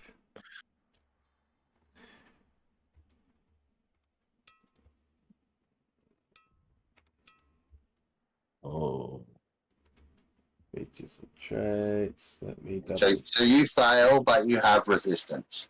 So you'll take half, and everyone else will take half. Just a sec. If they pass their save. Cause. Just 1 second, because I have a other thing in here. Where is it? So I'm going to turn your aura off, but you're not raging. That is true. I was reading it just before. God damn it, where is it? What are you looking for? Something about... Oh, here we go. Arcane Deflection. Oh, nice. It helps with saving throws, I think. When you are hit by an attack or fail a saving throw, you can use your reaction again, +2 AC or +4 bonus to saving throw. So I got a 14. Well, actually, you're within 10 feet of me, too. I think you get a bonus.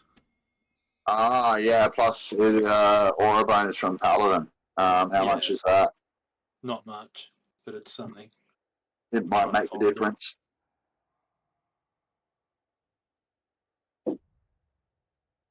And your con rolls, does that have your con modifier on it? Because your dice always come through so weird. No, it's a 4. I'm a 4. I rolled a 14 anyway. Oh, 10 with the plus and then a +4. So I got 14 plus the 4, which is 18. Plus, that brings you to a pass.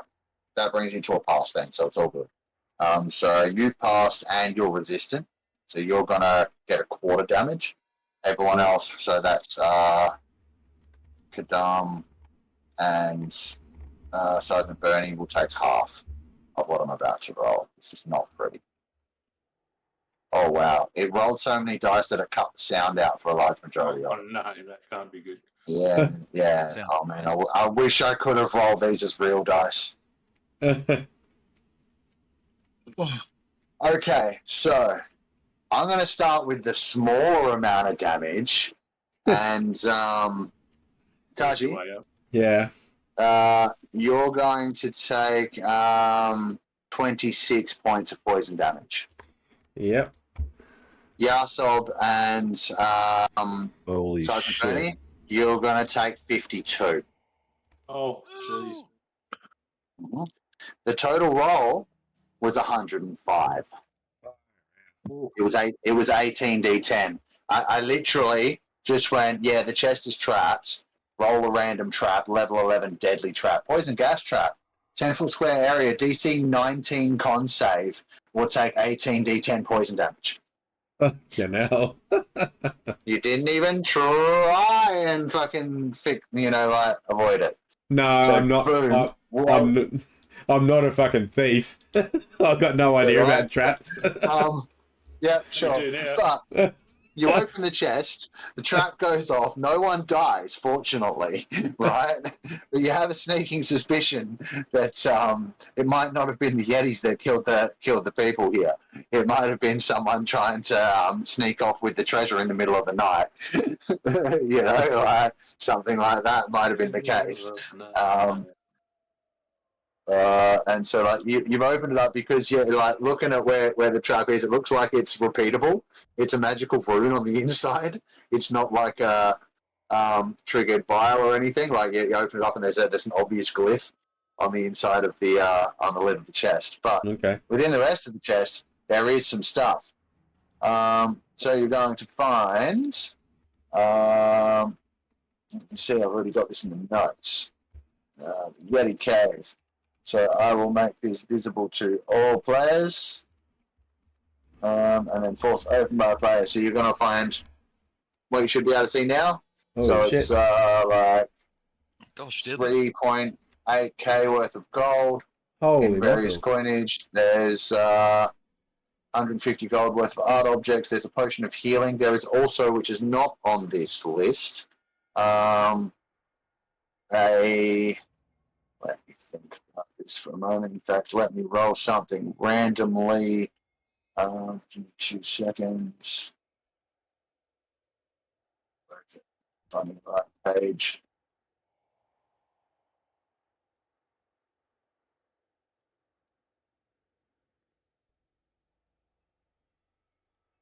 Well, we got a fucking bucket load of gold now.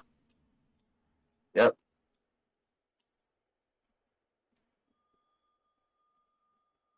I can keep this coinage on bucket if you guys want. That could be like the kitty. Yeah, Yep. that's fine. Oh, I can't select it. I thought I could like copy paste. No, I tried that too. Oh, it's horrible. So inside is it looks old, but in good condition. It's a battle axe. It's a single bladed battle axe that's wrapped in like a it's tanned leather, but it's still got like the fur edges. Like it was deliberately let some of the fur of whatever creature this was taken from, the wrapping, still left on there, and that fur edge is white. And then blade of the axe, it's kind of like a full fat blade with a sharp edge, and then it's got like embossed rune work similar to the rune work on the stone along the blade. And if anyone spends a little bit of time with it, I'm not going to make you identify it and stuff. It is simply a +1 battle axe. It's just expensive. I'll like hold it up and be like, who can use one of these? Me I can, be but ready for me my got one. better. You go. I was done. Saying it's a bit heavy Oh for my my liking. God. And me got better. Might be worth Unless something to I- sell though. Oh, we can Mate, sell it. hear me out. I could Yeah? throw. How big Maybe is it? I throw it really hard. So, hear me out. Nice. Sure, if you want it, I you mean, can have it. You have a G sheet. You can certainly try and throw it. It is a battle axe, a +1 Yeah. battle axe. It's Just- pretty just- big. One battle axe. Yeah. What have I got myself Not- into? Not a great axe, a battle axe. So it's a versatile, like 1d8 in one hand, 1d10 in two. It does not have the thrown property, but you can certainly try and throw it. That would probably come under an improvised throwing. But yeah, so you have that. You have that treasure I just showed you in the notes there. That's in that note section, and you guys have access to that in the campaign now, so you can go ahead and chuck that in a party kitty or whatever. Don't forget the potion of healing. That's all within the chest. You haven't heard boo from the Yeti kids since you scared them off and they ran off up to the back of the cave. Night is setting in outside and the storm is raging, so what would you guys like to do? Oh, wait, sorry, I forgot something. Yahsob, you were checking out the bodies. You found a pendant. Pendant has a symbol that is a set of scales that you... Can you make me a religion check, please? As you're Yes. looking at it. We can. Religion. 13, which makes sense. I'm in a new body and losing my religion. Yeah, but 13's not too bad. You're not... You can't remember what exactly this deity is all about, but you do remember, you're not sure of their true name, but you remember them being called the Fate Keeper, and that they're generally a deity of balance, although they tend to lean towards the good side of things. That's all you can really remember about them. Right. And do I know this from Kadam's set of knowledge or from Yahsob? Absolutely not from Yahsob. From Yahsob, gotcha, obviously. Just making sure, just to clarify Yeah. I'm keeping two people in my head. Yeah, I'm aware. So it's got a scale. I should make some notes on that in the inventory. It's Mhm. got scales on it. I don't know of the god, but they're generally good. Where is it? Must And be by there. scales, I mean weigh scales, not animal scales. That's exactly what I thought you meant, yeah. I really need to duck to the bathroom for a sec, guys, but I don't want to throw to another break because we'll probably only go for another hour or so. So do you guys want to just roleplay a little bit? I assume you'll be setting up to camp for the night. Yeah, I'll be I think checking. that's the go. I'll just be checking out a couple things too. So when you get back, Yep, no problem. Alright, I'll be back shortly. If you guys want to just roleplay a little bit and have chats and set camp, I'll be back shortly. sorry about that gas, guys. I don't know Every about night. traps.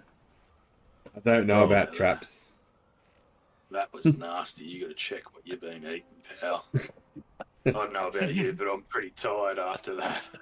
I feel like having a bit of a nap. These hay bales look kind of comfy. Oh yeah, nothing like sleeping in moldy hay Oh, surrounded by man, rotten flesh. Yeah. Well, that- my kind of night. I know Yahsob could use a sleep. I mean, Yahsob needs sleep. There's a fire pit up there. We could probably start a fire to keep us a bit warmer, and we'll sleep I can up get there. some fire in that. And I'd do my little breath trick again and blow some fire out of my snout and light it up, and I'd probably chuck one of those hay bales in there to see if it burns. Hopefully it's not poisoned as well. That's where We'll they've find been that out. harvesting the poison for the trap. I'll be like, Ralph, can we chuck this gold and stuff on your horse? It's a bit heavy for me to carry. Oh yeah. So I'll. So there's like those coin slots. So you can just walk up and pull out whatever you need it. Yeah, so I'll help you with that. We'll stack up the horse. Yeah. So what I haven't been up there yet, but you were saying like there's bit of a glow up there. User up there. What's up there? What's that pillar? Oh, Like, you tell him. well, there's writing on it, and it feels magical. I swear I've seen this somewhere in a book. I just don't remember what it is, what it does, or what it says. It's not Dwarvish or Elvish. Okay, I might go up and check it out and see if I can. Maybe check it out in the morning when we're healed. Not a bad idea. After that last effort. Jeez. Yeah. So you said, did you tell us about the trap? About the glyph? No, I've got to tell you about that because that's what I said. I'm sorry, I didn't realize it was trapped. I don't know about traps, and I just say there's something in this chest. I'm gonna have a bit of a look and might come in handy one day if I can reproduce it. So you're opening the lid again? No, the lid's already open. We've been moving everything out. I've kept it open for a reason. I'm just kidding. So yes, I don't know what sort of glyph it is.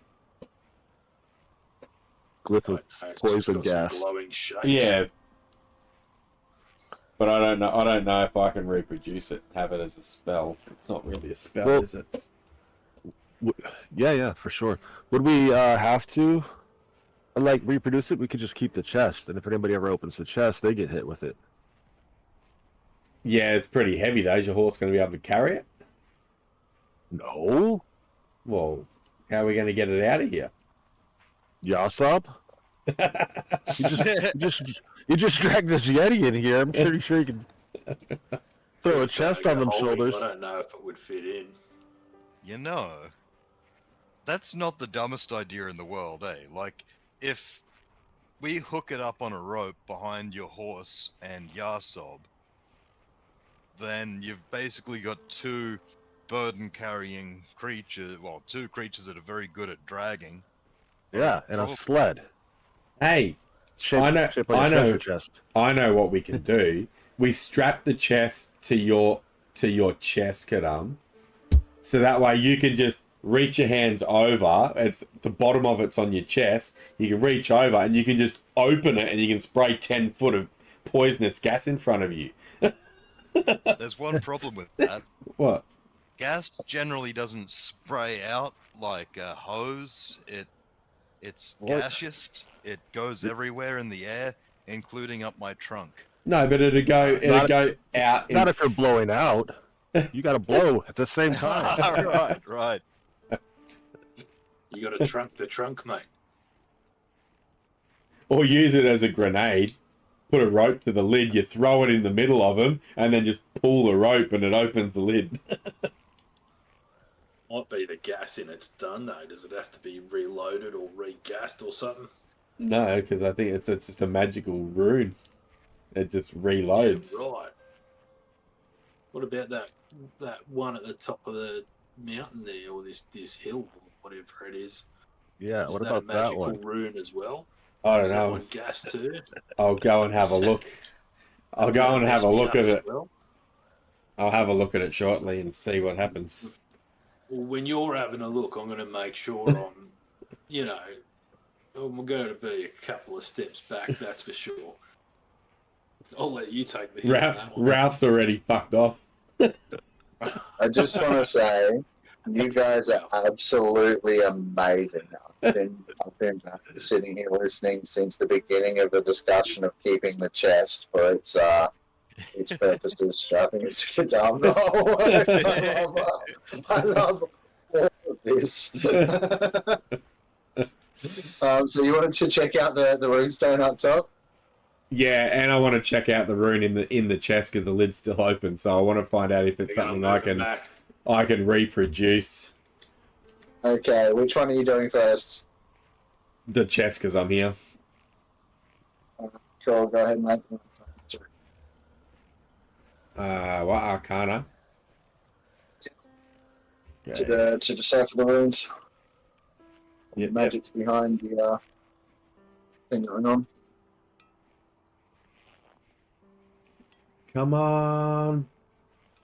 Decent roll. 20. Dirty 20. Nice. I'm just looking up a couple of things.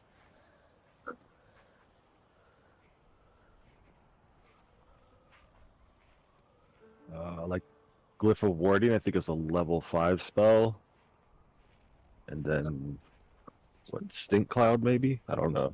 And then, but with his Arcana roll, even if he was like trying to cast a scroll of something he didn't have on his spell list, he fucking nailed it. Yeah. Look, I'm going to give you a couple of things with a 20. One, you can determine that this rune is kind of a custom effect. You're not sure exactly how it's been made to do what it does to such an extreme. Mm-hmm. What you can tell is that it's kind of based on the Cloud Kill spell, but it's a much smaller space, but much higher damage. Mm-hmm. Right? It's obviously been infused by a very high level spellcaster. Yep. What you would be able to do with it, and you can tell that it recharges every 24 hours. So you save for 24 hours from it at the moment. But you could effectively, put stuff in the chest, close it, and you could probably figure out how to disarm it, but you wouldn't be able to do it successfully every time. So it'd be better off as a, like the kind of, using it to trap your enemies and things like that. But also, and this will use up the magic in the rune, if you wanted to take the time and use the components to do so, you could use the rune to just inscribe Cloud Kill into your spell.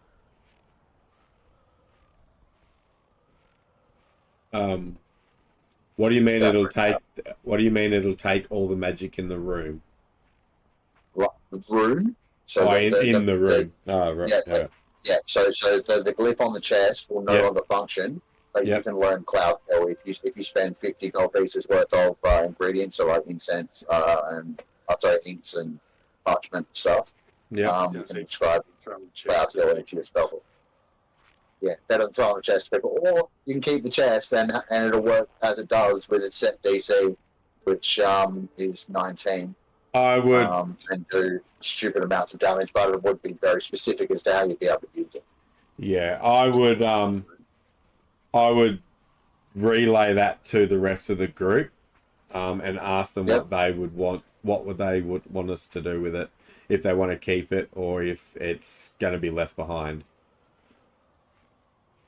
You're the wizard. Yeah, I mean, but if we're not going to take the chest, we're just going to leave it here. I will take what I can from it. If we're going to take it and use it as a possible trap, I'm fine with that. We can use it that way if need be. But are we going to be able to carry this big trunk to where we're going and back again? Well, I'm already carrying one trunk. Yep. Oh my fucking god. And so guys, while this is all going on, you could like make that joke, and then all of a sudden he seizes a couple of times and then just drops to the ground dead. I thought you were going to say his trunk just drops off and flops on the floor. I did too. Yeah. Purple worm. I mean, okay, retcon. His trunk falls off, and now he's got somewhere to carry the other one. Stick it to his face. No, I'm joking. You're fine, Kadam. You're okay. Just good. stop. Sounds like it'd be fun to set a big trap with it. But, I thought we were going to lead on to the next episode. This heart attack. It will be a pain in the ass to carry around. We wouldn't carry it. Just sort it out. we'd sled it, right? The thing is can we open it? Can we store our valuables in it? No, when Like, I could probably work mean, out how to open this safely, but I don't know if it's going to be able to work every time. We're going to get hit with it eventually. Yeah, it's going to be a check to open it every time for, a while. well, Reckon it'll fit in me bag of holding. so here's what I'm thinking. If it's a glyph, right? Then there's like a password. It's meant so that we can, if you know the password, kind of thing. Like, and I don't know if there's a way for him to figure that out, but Yeah, that's the thing. It'll take him some time getting familiar with it because it's modified. Like it's not using the standard kind of magic that he's studied. So it's like over maybe a couple of weeks, he would be able to figure out what the password is. But until then, it would be like an Arcana check to open it safely. so real quick, out of character, I think it's way better to take the chest because it's like a free casting. It's an object that we can use for role play. It's a whole bunch of things. Yeah. But in character, like you're the wizard, and wizards are usually power hungry and want spells in their spell book. So if you don't have it, I get it, and that'd be my position in game. And I would say, just on that whole out of character token, just to keep in mind mechanics wise, is that once you learn it, it's gone, but the chest is repeatable, so you could keep it as the chest for now, and once you've had your fun with it, learn the spell later. Yeah, that's right. Exactly right. Yeah. So that's what I'm not worried about at the moment because if we, as you said, if we take the chest, I can always take what I need off it later. That's what I said. If everyone wanted to take it in character, I was like, we're going to take this chest or are we going to leave it here? If we're leaving it here, I'll use what I can off it. But if we want to take it and use it, let's do that. How about if it becomes a bloody big punch? Yeah, and if it becomes a problem to, like over the snow, I imagine it's easy to just drag behind like a sled, right? But if we just have to start climbing mountains or something ridiculous, then yeah, probably better you just pull the thing out. Well, let's take it with us for now, and we can work it out later when we get stuck somewhere. Just so you know, it is a 5th level spell that is going to take you 10 hours and 250 gold to transcribe. Cool. Yeah, and let me know if you're ever pulling. Everybody, let me know if you're pulling gold from bucket. Yeah. Or just minus it on the document. Yeah. Either way. And like remembering that you have 8 hours of downtime in a day. Right, so when you set camp, you sleep for 6 with 2 hours, taking watch presumably. But you have like an 8-hour rest period, and then you have an 8-hour downtime period. So because, Taiji, you don't require sleep, you just shut down for 6 hours instead of sleeping for 8? Yeah. Or whatever it is. So you kind of have that extra 2 hours, so you could, over one long rest, using that little bit of your extra sleep time as well, do that spell in one entire long rest. Yeah. But it would be your entire downtime. So that's like, generally you'll wake up in the morning, travel for 8 hours, have 8 hours of downtime and 8 hours of sleep. But you might split the downtime 4 hours in the morning, 4 hours in the afternoon, but you can do it in one chunk for the second. Yeah. So that's whenever you choose to. You don't have to do it. Like I said, you're going to keep hold of it for now, so that's cool. Did you also want to check out the runestone? Yes, I need to go up there and check out the runestone as well, see if I can decipher it, see what I know what it is. Yep. Another Arcana check, please. Mm-hmm. Just had another cool thought. If it's dragging behind the horse and something's chasing us like a monster, it's probably gonna snap at and bite at the first thing it comes to, which could be that chest. 17. Which then calls it to open. 17. Okay, good enough. What languages do you speak? I speak Common, Dwarvish, and Gnomish. And comprehend languages. That's it. That's it. Right. So you don't recognise what the writing says.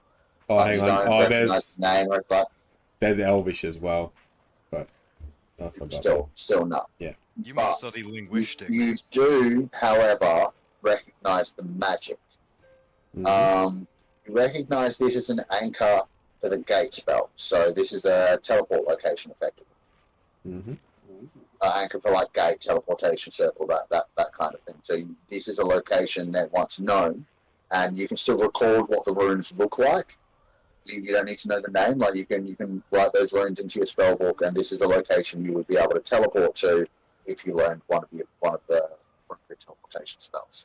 Yeah. So I actually have Arcane Gate, so I could just use this as a destination. How far does that let you, how far does that let you Oh teleport? no. Okay. No. Choose 2 points on the ground that you can see.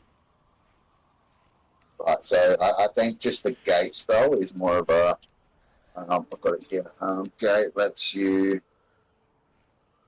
continue an aspect precise location on a different plane of existence. The gate is planar. That's great to know. We're about to camp next to the doorway to another plane. Always good. Great camping spot. Well, it might not be gate. That's not what I intended. Let me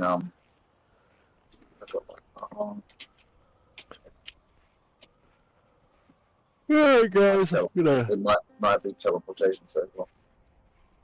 tuck in for the night.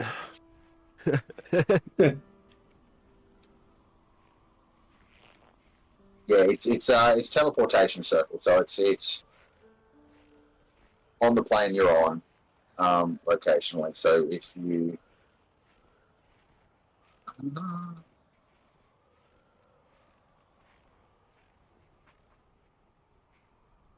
yeah, so you can basically using teleport. You can come here from any other already permanently established teleportation circle, or when you cast the teleportation circle spell, which is a 5th level conjuration spell. Whether or not you know the spell, yeah, I'm not sure. This won't teach you the spell, but this does give you this location. So you can write down, like, just make a note that you have the portal glyph, the teleportation glyph for the Yeti cave in the Northern Wastes. So whilst they're cool, you guys are packing in for the night. You guys want to take watches, or are you pretty secure just to all? I think we should take watches just in case those baby Yeti Yeah. learn to hunt things while they're asleep or something. Yeah. I'm like, I can take a watch. Yeah, I'll take a watch. So, I don't feel like baby Yeti attacks are on the rise, so you guys can stay up. so I will say, whoever's on third watch, getting towards, like, it's not quite morning light, but it's close. The storm has died down outside, and you do notice baby Yetis kind of very cautiously staying very far away from you as far as they can, and like edging around the outer edges of the cave and making their way towards the entrance. Would you like to do anything? Oh, can it be me on third watch? Sure, Go all on. right. Okay, so when I see them, now, I have put down in my inventory right at the start of the game, on the assumption that Yahsob has the same food hoarding tendency as Kadam, and carries like a lot of rations. Like, I don't know how many rations I put here, but it's a lot. So I was thinking, actually pull something out of my rations and try to give it to these things now that they've calmed down a bit. Okay, how are you going to do this? Like, throw them to them? You're going to try and approach them? Like, Okay, how are you actually doing this? I'm actually going to put my terrifying hammer down for a second, and I'm going to approach them with the food in one hand and just kind of step forward gingerly a bit until I get to a point where I feel like they could kind of reach if they're really daring, and then I put the food there and just step back. And much like trying to lure a cat from behind the new kitten from behind the piece of furniture thing. I want you to make me a persuasion check. Disadvantage, of course, because they did see me gutting its mother.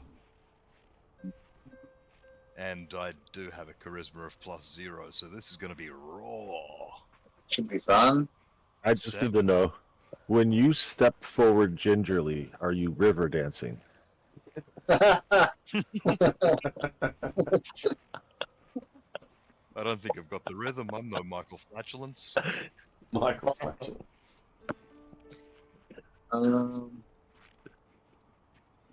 Okay, so You gotta ask these questions with Elric.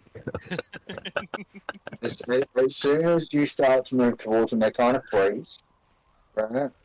And as you step closer, they're like watching you for a moment, watching you for a moment, watching you for a moment, and then like before you even get within 10 feet of them, they just take off towards the entrance. Okay, well, I scoot guess I'll outside. go back to my hammer and pick it up and say, at least I tried. And so yeah, they fucked off outside. Storm's cleared. Off they go. Hey Spooky, how you doing? Welcome.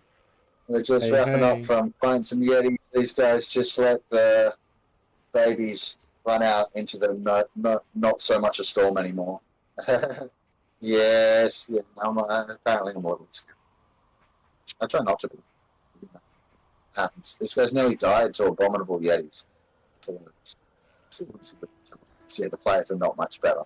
I really thought they were going to kill the baby Yetis for a minute, but they didn't. So, and they just ran away. Everyone else is sleeping. We're conservative. I kind of explained that Jeff's character Yahsob is a loxodon that's native to this area, and his people kind of hunt the Yetis for their furs and their meats, but they tend to let the babies live because, that's how you promote a good population for future hunting seasons. So babies have run off. He did try and give them some food to go with them. So yeah, guys, you found some treasure. You found a teleport location, and you've had a good night's rest. So you can all mark off a long rest. Woo! Nice. Yeah. And morning is about to break. We've got about a half hour left to go, so if you want to kick through some travel and see if we have some encounters during the day. And Prof, question for you, this is an important one. You feel like joining us next week?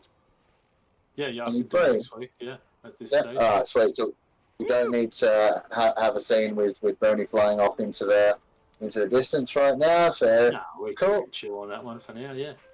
If you're happy back. Yeah, absolutely. Nice.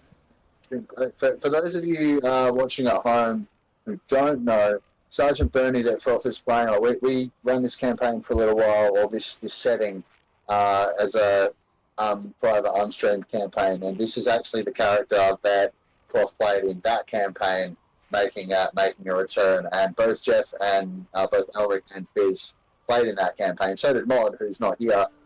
He's the one that Froth's stepping in for. Being away in Europe, though, a lucky bastard on his travels and stuff.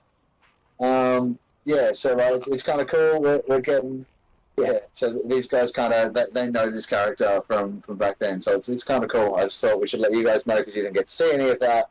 But that kind of, the stuff that we've talked about 10 years ago in the party that was involved in doing some of the stuff of like helping out the refugees and helping to establish the Common Alliance against the Empire and all that kind of stuff. Like Sergeant Bernie played a pivotal role in all of that. So, and then took off on his own adventures.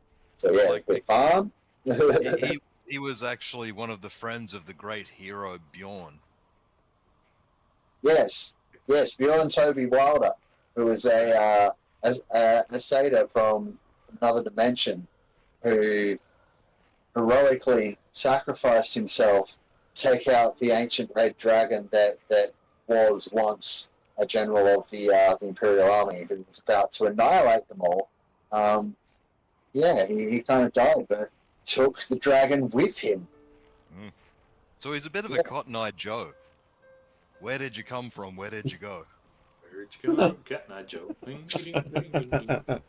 And maybe one day we'll find out. Yeah. You're welcome. Oh my god.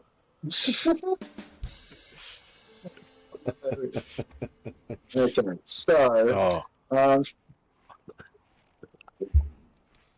yeah, that's the end of the show, I think. I mean, I feel like it, but no, we said we're going to do some travel, so let's go back to the region. Permanently lost all the viewers. Yeah. No recovery. Hi, folks. Thanks for being with us. Yeah. It was fun while it lasted. Yeah. Here we are. Right, so setting off in the morning, the storm has passed. We're going to need to see what kind of weather we have for today, first of all. So, can I get a D100 from someone, please? Ooh, I'm good at these. Yeah. Sure. Roll 100, see what we get. Close, 10. Laugh if you did. 10? Alright, it's snowing today. It's remnants of the storm. So, snow means, all travel speed is halved. It's the second day it's been snowing. Technically, this will be the first full day because the snow only started with the storm last night. Morning. Yeah. That's fine. Has the effects of heavy clouds and freezing cold. So, as we said, heavy clouds, sky is blocked, high-flying aerial creatures have total cover, outdoor light doesn't count as sunlight, and checks using navigation tools have disadvantage. Now, you're not using navigation tools, so you're just using your knowledge of the area. That's unless you're considering Yahsob himself to be the tool. Yes. Yep. And then freezing cold. So if you attempt to take a long rest without cover and heat, you had cover and heat last night, you'd be taking saves. So you find there, and any cold damage rolls get a +2. So that's fine. So navigation time. Can I get a navigation check from you, please? Oh, also, what speed are you guys moving? Or trying to move? Remembering you're going to be at half speed today. I mean, I'm actually cold right now, so I just want to get the hell out of the cold. I think I'd whistle up Corporal Steed and get up above the clouds so I'm warm and chill and just cruising, and I'll keep an eye out from above. It's colder up there, bro. Yeah, I was going to No, say. it's above the clouds. It can't be. At least the sun would be hitting me up there. I mean, maybe a little bit warmer. Okay, but yeah, assuming you're going to keep pace with them all and stuff. Yeah. I'm doing circles, All right, so let's say you can give the help action to Yahsob as he's navigating, so you can have advantage on this roll. But survival check for navigation, but also I need speed, so fast, normal, or slow. I think we're just going normal. Well, we probably should go fast because we need to get to where we're going as quick as we can. Well, fast would normally be 2 hexes. Half speed today is going to get you 2 hexes if you go fast. So go ahead, roll survival. You will be penalised for moving fast, but you're at advantage for the help from having an aerial scout. Okay, let's roll. All right. Glad I had advantage. Dirty 20. Oof. Dirty 20. Okay, you managed to navigate in the right direction. So that's going to get you a couple of hexes along, one for half the day. So we're going to go that way first. And with that, let's get a D20 roll from everybody. 1s or 20s will produce a random encounter. Ooh, safe. So far. No, I'm good. I was close. I got a 4. Yeah. All good. 16 from Kadam. That's everybody. Yep. Okay, so first half of the day passes without incident. And you'll be... Downtimey thing, I need to start curing this dire wolf hide. Sure. So normally, you would just take the brain, right, and mush it into the skin, and that would start curing it, or urine. And then you just kind of drag it over a stick to make it supple, right? Sure. Is that okay to be doing? Yeah. Yeah. I don't know if I sure. need like a full-on tannery or okay. No, you can, you've got a way I to don't do know it. Right. that my character would know how to do this at all. So You know what we Um, that's so, the thing. My character probably would, right? So, what my character, I'm thinking, would do in this situation is go to a tree and get a nice, handy, long stick, one that can hang a few of these things on there while we walk, and we can each put one end on a shoulder and hang the things on the stick while we walk, and it'll get aired and sunned while we're out getting. so you're going to drag it through the snow in a that's snowstorm, right. in No, snowy weather. Actually, that's a terrible idea. It won't get tanned. Get Waterlogged. Yeah, look, you've got time maybe in the morning before you leave, and like whenever you end up setting camp at night to work on the whole tanning thing. So that's definitely a thing you can do. I think without the appropriate leatherworking skill and tools, it's just going to be without proficiency bonuses, just like, and take time. I don't think you're going to fuck it up too much. Right? yeah, I just wanted to mention that I'm trying to do that because I want to get warm weather clothing for the horse for Bucket. Yeah, absolutely. Basically. So so you can be working on that, and What about the we'll. Yeti skin? It looks sick in that. Yeah, 10 days I'm before thinking it spoils too. maybe Yeah. I can wear the dire wolf and the horse can wear the Yeti. I don't know. Yeah, I don't know. I need to, while we're traveling, if I can, maybe look out for some other ingredients, because I've got 7 vials of Romarith blood that I need to be able to use before that goes bad. Yep. But I don't exactly remember what it was used for. I I didn't write that think it down. was. Hang on, I can look that up. On the same page we had the Yetis at. Give me 1 second. Yeah, because I don't know how to spell Remoras. Ugh, that one's tough. Should we roll weather, choose our speed, that sort of thing? We've chosen speed. We're moving. We're halfway through the day. First half of the day passed with no issue. The Bliles can give you the Remoras blood can make potions of elemental tempering. Probably there's protection against the elements. So that might be something you want to start working on straight away if anyone has alchemy kit. Yeah.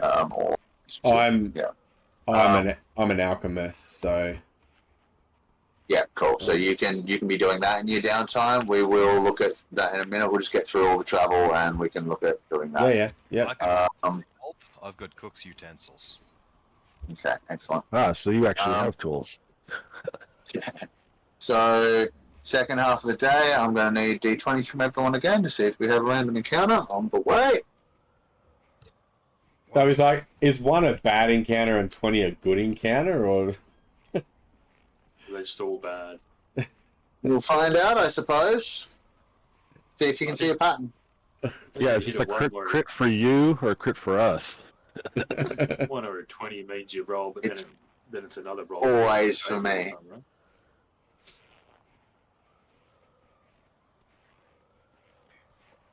Yeah, the table's in my head, just so you know. Is that everybody? Yep. So all good. So you make it to another spot, and the weather, it's still kind of snowing, so you're going to want to set up some kind of shelter. You have travel gear with you, like tents, and you can make fires and stuff like that. And you're traveling along the edge of the mountain, so, I'm sure you can pull into, like, maybe not a cave this time, but maybe some tree cover along the edge or something. So, making camp for the night, we're going to have rests and watches and all that kind of stuff. So, who's taking first watch? I will. Oh. We all will. There you go. You take it.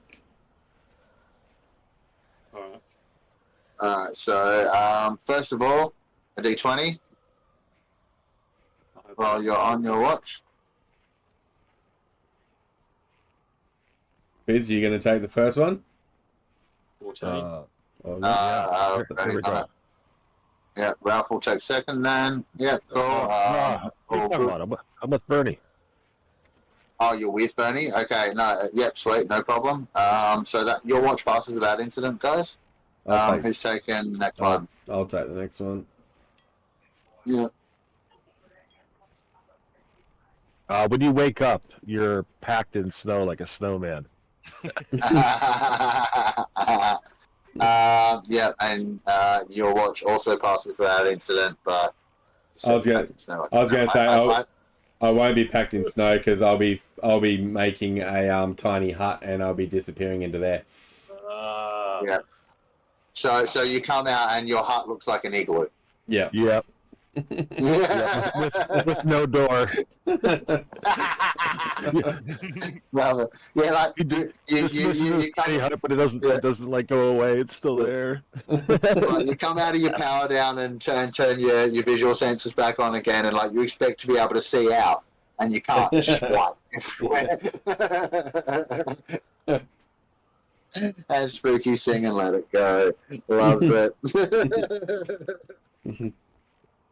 Oh, alright, so yep, 3 watches is probably enough, right? Should we get Kadam to do one as well? I think we should get Kadam to do one as well. Go on, roll us a d20. Let's roll a d20. 18. Yep, you guys again have a successful night's sleep. Now, potion brewing and stuff. I don't have the rules in front of me. But let's just make a note. We'll do this off camera. Yeah. But make a note that you've had 8 hours worth of downtime now. Actually, since the Rimalaw, you would have had 16 hours worth of downtime to be working on potions, and we'll do rolls for that off camera and sort that out later. So you guys get to there on that day. That's day 5. So let me go and draw some lines. See where you've been.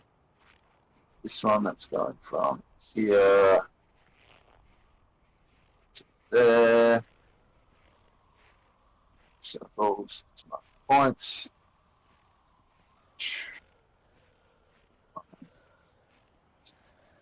Let's get jerky. That far encamped. So it's the beginning of day 6 of your travels. We're going to need a weather roll to begin with. Who would like to roll a D100? Done. I am. Oh, too late. Yeah, right. I can beat that roll. Yeah, I know. One takes ages. 84. I'm taking the 84. It's already there. 84 it is. Sorry, Jason, but you guys have always rolled slow. 84, you're going to enjoy this. The snow clears and you have clear skies today, so no overall weather effects.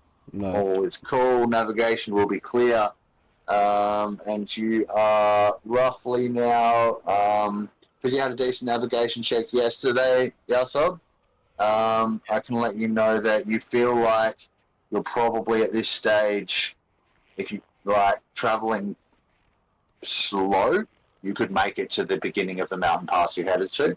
So you're like a slow day's travel from where you're going. With normal pace, you'd get there with time to spare. And if you went fast, you'd be there in half a day. So choose a pace and let's roll some navigation. See if we can make it.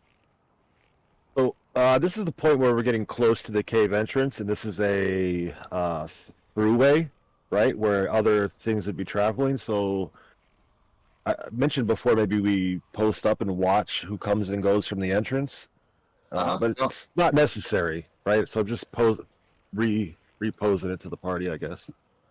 Yep. What do you guys think? Well, I don't know if we need to worry about who's coming and going from there. We just need to get up north and find these bloody crystally rocks and stuff and get back. All good? Okay, fast. All right. Well then, moving fast. Let's get a navigation roll again with advantage because you've got an aerial scout. Okay, I'm gonna make the roll and quickly duck out and make sure. No, the cat's all right. Okay. It just peed on his leg. There was a screech and all that. Yep. No, it's now in.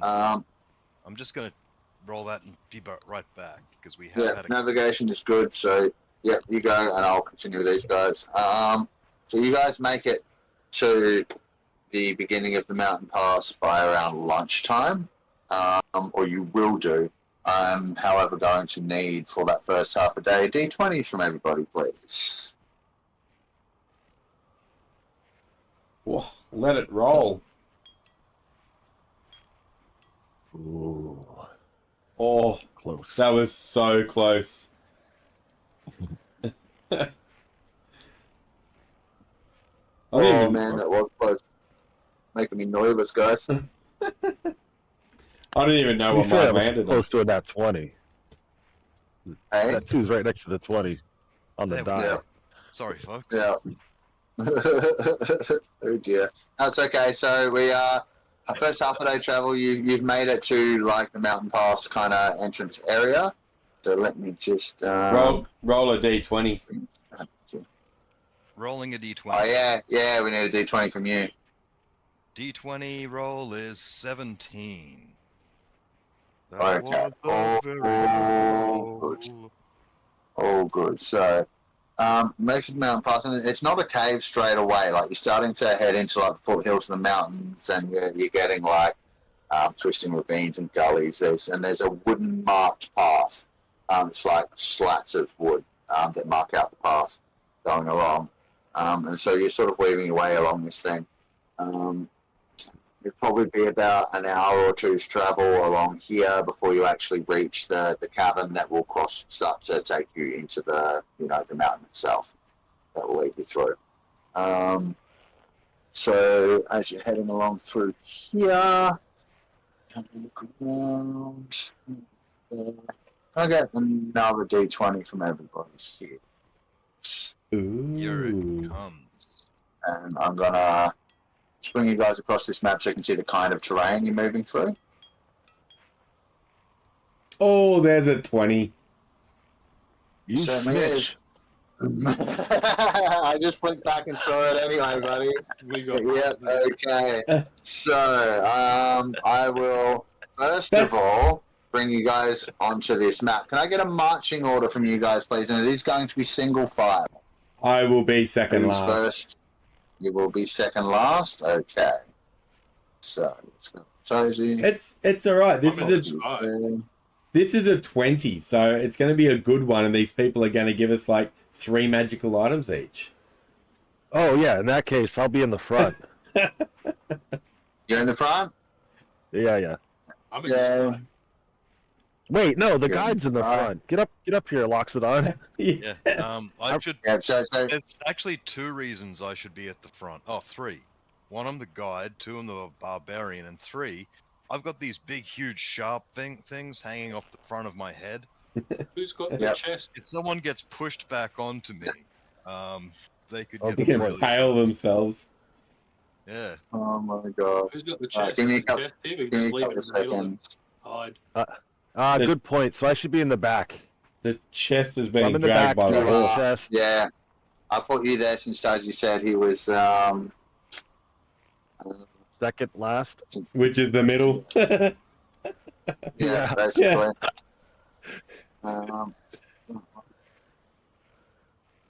Well, I'm a squishy. I don't have much. Then definitely don't get in front of my tusks. No, that's I'm actually exactly right. I'm actually surprised there's not some factor in of that in features and traits. Maybe in case you want to be a woman Loxodon, and they don't have as big a tusks, but like, So, yeah, you'd think that having big, Yeah, I huge mean- horns on your face let's, would I'm gonna- give you a headbutt attack. I mean, are they massive like tusks though? Or are they just like little ones? Lit- That's a good point. I don't know if it's even specified in the description. You get to choose. Oh, okay. So,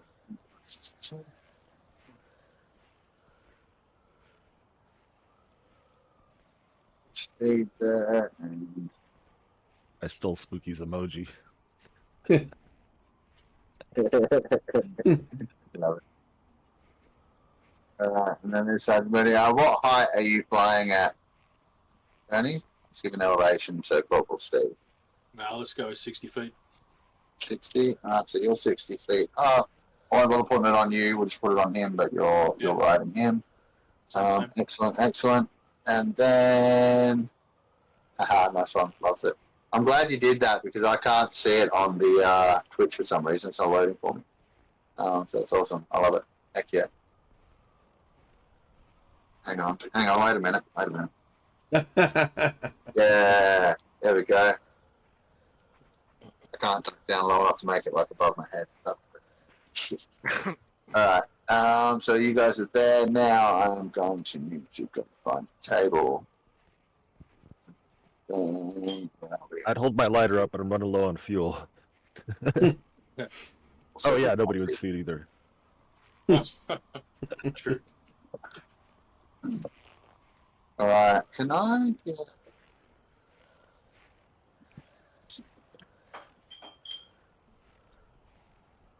Yes. No. Can I get a D4 from... Who rolled the 20? It was Ralph. Yeah, can I get a D4 from you, please, Fizz? Oh no. Or Wow, you Yep. like rolling the big numbers, don't ya? well, green is good, and that's all I'm rolling is good Yeah. numbers here. Exactly. That's 4 magical items per person. Yep. Sure. We get 4 sidekicks to send ahead of us. Yeah, absolutely. That's exactly how this is happening. Shouldn't get penalized for rolling good rolls. Yeah, Nat 1 should be bad for us. Yeah, that's right. How do you know that it's just not like, and both of them are good for me? It's fun. You know how this works, right? Yeah, because if you rolled it, it'd be good for you. Yeah. Okay. Bloody DMs. Yeah. Fucking Yeah. what the hell, man? So, hear me out.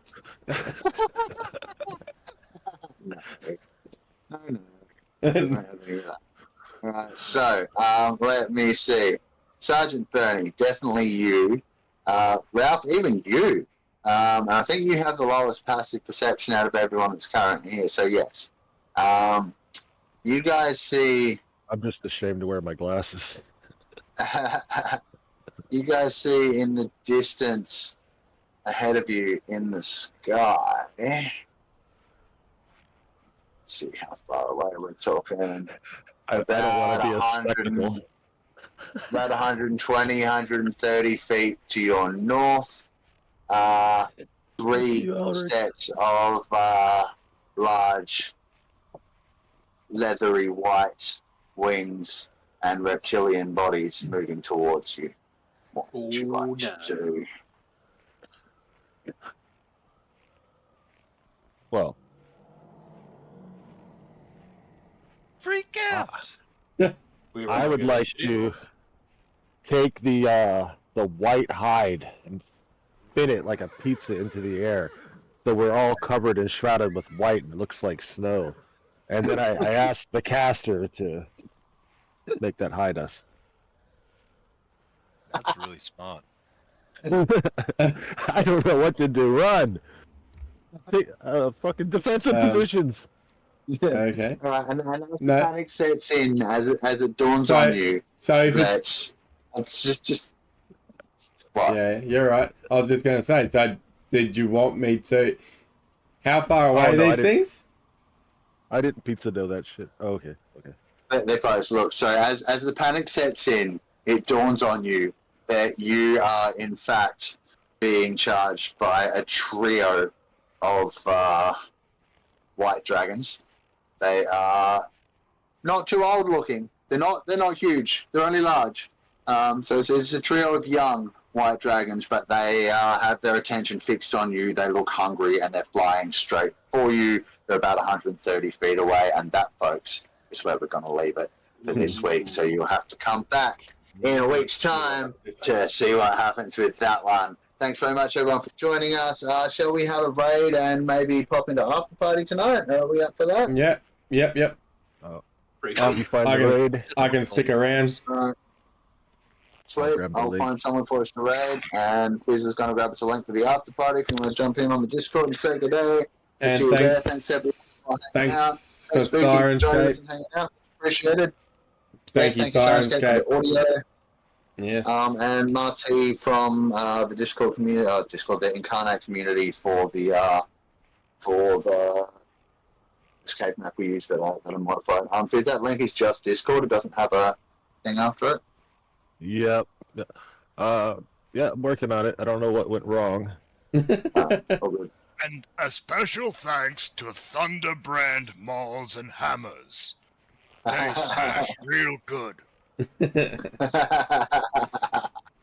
Love it. Alright, there we go. Alright, we'll get this wrapped up. I'm just loading up actual Twitch so I can see some channels that are actually live. What have we got? Thank you very much. We will see you over. Dork Tales, 24 viewers. Let's have a look. Oh, but See us over the. Bye.